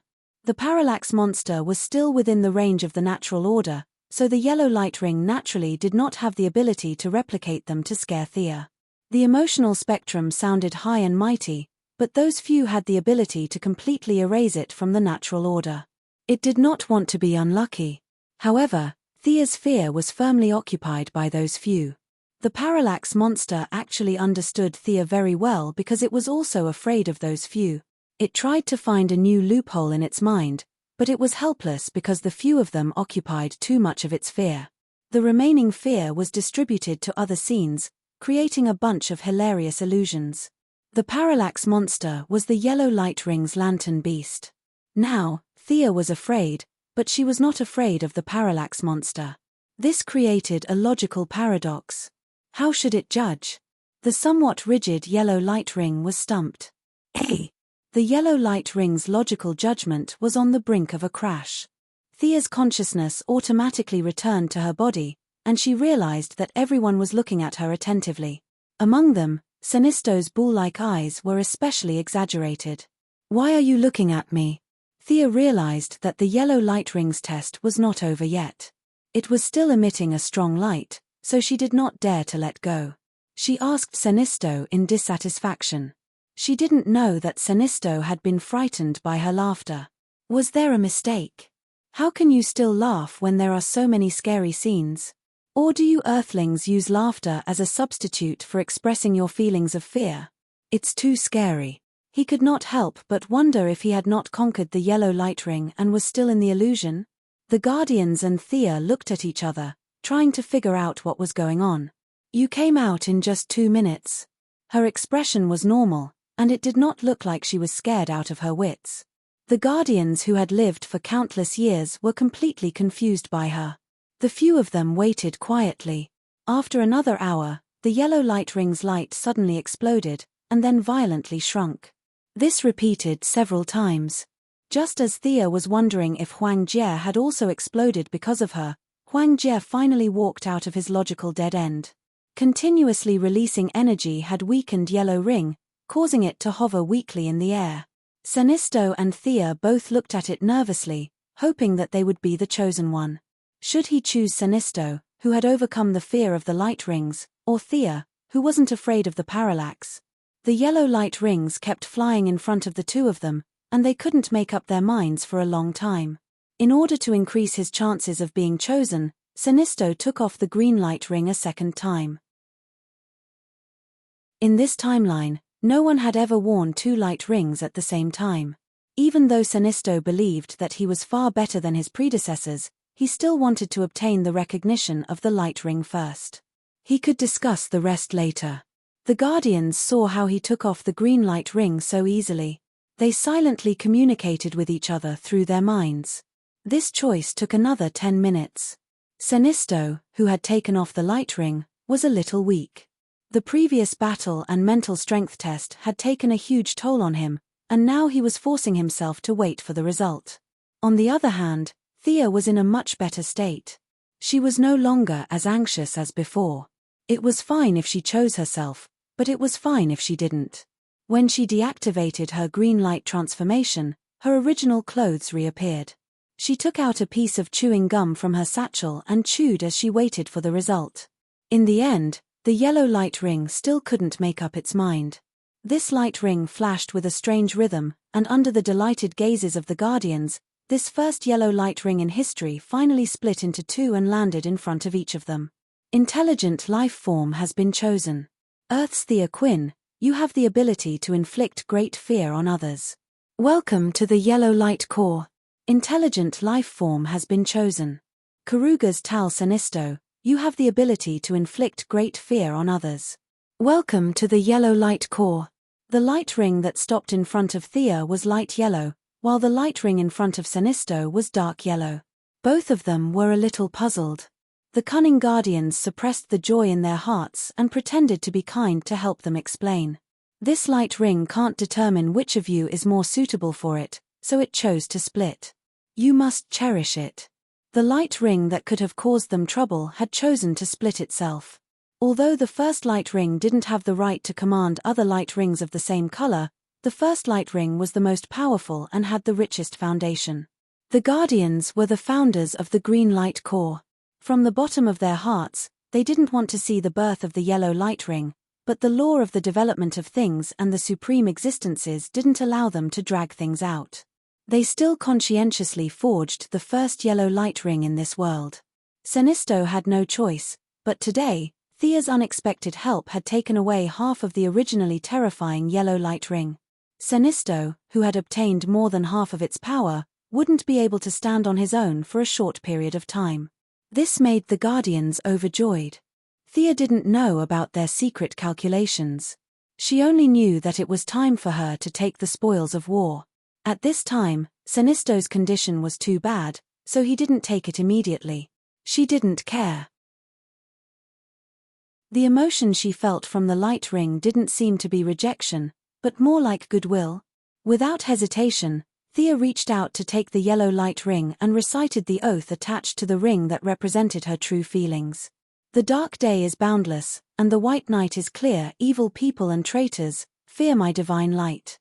Ghosts and rascals, difficult to hide. The yellow light shines forever, the light of eternity. The light yellow light engulfed Thea. All kinds of knowledge were injected into her in a few seconds. When Thea reappeared in front of them, she had changed into a yellow and black outfit. A portion of the yellow energy originally needed to modify the body of the light ring's user. After all, most light ring users were just ordinary people. However, Thea's body was far stronger than the limit of the light ring's modification. This portion of the energy had nowhere to go, so it could only work on her clothes. Her shoulders, gauntlets, and boots were light yellow, while the rest of her body was black. The high collar at the collar set off her slender neck. On her chest was the traditional symbol of the yellow light core. After being injected with knowledge, Thea understood that this symbol represented the parallax, a somewhat abstract image of an insect. Unlike ordinary people, she also had a black cloak. The cloak was very long and thick, and there was an even larger symbol of the yellow light core on the back. Traditionally, the yellow light core could call it a day and leave after reaching this stage. However, Thea had inherited the first light ring of the yellow light core. The light ring stipulated the tasks she was responsible for. She still had one more thing to do. Without thinking about the ability she had obtained, Thea stretched out her right hand with the light ring and pulled something out of the void. It was a thick book with brown pages and metal chains. I am Thea Quinn of the yellow light core. I declare that the Parallax book is in my possession. Chapter 275. Sinisto's eyes nearly popped out of their sockets when he saw this scene. He hesitated for a moment, but he didn't expect Thea to beat him to it. He no longer cared about his mental state and grabbed the yellow light ring with the conviction that he was ready to die. Thankfully, the yellow light ring didn't make things difficult for him again, allowing him to calm down. After pondering for a moment, Sinisto recited his yellow light oath. The dark day is vast, the white night is clear. Evil followers and traitors, fear my divine light. Terrible fire burns, and those who oppose me perish. With fear as the source, eternal light. When he recited the last sentence, Sinisto was extremely hesitant, but he didn't dare to mention anything about Side's authority. Just like Thea's clothes, he was also wearing yellow and black tights. He didn't care much about his clothes. Just like Thea, he pulled out a large blob of yellow energy from the void and announced loudly, "I'm also the leader of the Yellow Light Corps. I'm Tal Sinisto. I announce that I'll be in control of the Yellow Light Ring's energy and create a new Yellow Light Ring." Thea felt like laughing when she saw this scene. After her disruption, the power of the first Yellow Light Ring had been reduced by half. Sinisto's dream of going solo had been cut in half by her before it even began. Even if his ambitions were still there, he would need to put in more effort than before to realize them. Perhaps he wouldn't even be able to rebel. What if he worked in the Green Light Corps for the rest of his life? Thinking about it, if he became Ion Knight Sinisto. That didn't sound too bad. If Thea felt like laughing, the old fogies almost laughed out loud. Even with hundreds of millions of years of acting experience, they couldn't hide the joy in the corners of their eyes. They pretended to be serious as they watched Thea and Sinisto sort out their new abilities. The communication between their consciousnesses could only be described as relaxed and happy. The yellow light had turned into such a ghastly state. The initial powerful energy had been split in two, and Sinisto still wanted to rebel. Just do your job. The crisis of their general betraying them had been greatly delayed. The few of them were suppressing their emotions, afraid that they would agitate Sinisto, who was still their strongest fighter, if they revealed an excited expression. Sigh. Thea sorted out her new abilities. It was a pity that the first yellow ring had been split apart. Although its power was still superior to other rings of the same color, many of its functions were unavoidably damaged. The yellow ring's realization, protective shield, high-speed flight, and wormhole ability still existed, but one of Yellow Lamp's powerful abilities had been split into two. This ability was called Instilling Fear. The original lantern ring found the target of the target's fear, then magnified it 10 times or 100 times, scaring the enemy until they couldn't take care of themselves. But now, Thea's ring had obtained the ability to see the source of the target's fear, and Sinisto had obtained the ability to magnify 100 times. Such a powerful skill had been dismantled and destroyed. Thea was in a better situation. She found the origin energy of fear and used it as a short movie to watch. Then, she combined it with her magic to create an illusion and cause some trouble. Sinisto, on the other hand, was in trouble. He didn't know magic, so who knew what the enemy was afraid of? He had to try it out one by one. Both of them were unhappy when they saw this. But after all, Sinisto had obtained most of the ring's functions, such as energy birth, environment playback, invisibility, light refraction, cell regeneration, and energy absorption. Thea had obtained phase shift, space warp, emergency teleportation, and an unbelievable ability. Kryptonian recharge. What the hell was this? The Yellow Lantern ring also had a part of the sun's ability. Thea looked at it for a long time but still couldn't figure it out. She only knew that the Green Lantern ring could imitate the wavelength of kryptonite radiation, but the Yellow Lantern ring could actually recharge. One was damaging, while the other was replenishing. Thea felt the deep malice of the world's will towards the Kryptonians. In summary, Sinisto had obtained all the skills that leaned towards combat, while Thea had obtained all the skills that could help her escape. This made her a little speechless. She felt that the Yellow Lantern ring was mocking her from the bottom of her heart. If there was a benefit to the Yellow Lantern ring being split into two, it would be that when facing the Blue Lantern ring, which could restrain the Yellow Lantern ring, it would be restrained. But from Sinisto's expression, although he had obtained most of the Yellow Lantern ring's abilities, he was not satisfied. He was extremely dissatisfied. The Yellow Lantern ring did not change his strength drastically. He, the self-proclaimed leader, had no binding power over Thea, not to mention that she had the Book of Parallax. Lord Guardian, may I know what this book is? Thea looked at the book for a long time. Other than a few hieroglyphs on the cover that automatically told her the meaning, there was not a single word in the book. It was just a blank book. What was the use of it? The little blue man explained to her word by word. The parallax comes from the wall of origin. That is the edge of the universe, the origin of all existence. It is unknown where his true body exists, but the yellow energy comes from the antimatter realm. I believe you have passed through the antimatter realm on your way to Aurora. That place cannot be understood by science, logic, or inference. It is the opposite of all rational beings. The yellow lantern ring's energy comes from there, the Guardian said as he pointed at the yellow energy in Sinisto's hand. As for the book in your hand, it should be the Yellow Lantern Corps roster. Every Corps member will have their name imprinted on it. They will abide by the rules set by the two of you. There will be rewards for meritorious service and punishments for transgressions. There might be other effects, so you will have to figure it out yourself. This book is similar to the Book of Aura of our Green Lantern Corps, but the energy for the book will have to be collected by you. Thea nodded. Wasn't this just a roster? Sinisto would recruit people, record their names, and give them all kinds of benefits. According to the settings of the past, Sinisto would be the red stick in charge of recruiting people to fight, while she would be the white paper fan in charge of logistics. There was nothing else to say. She had to imprint her name on it first. As Thea thought, she imprinted her name on the first line of the first page under Sinisto's murderous gaze. I am the leader. I should be the one to register first. Sinisto was so angry that he pointed his finger at Thea, almost unable to speak. TMPH, don't think I didn't see it. You secretly made a charging yellow lantern, right? Why didn't you give me one? Thea had long seen Sinisto's little trick. Was he bullying her for not knowing that these lantern rings needed to be charged frequently? I know a lot. You want to rely on this lantern to suppress Thea? Dream on. Sinisto had no choice but to use the yellow energy to make a lantern and pass it to Thea. Thea looked at it and tested it with the lantern ring. Sure enough, it could be charged. Only then did she pass the parallax book to Sinisto.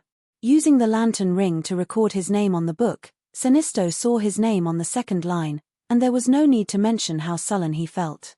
However, it had to be said that this person was really ambitious and ruthless. He was about to explode from anger, but he still calmly discussed the various rules and regulations with Thea. Sinisto, who didn't dare to betray the Green Lantern Corps for the time being, could be said to be experienced and knowledgeable.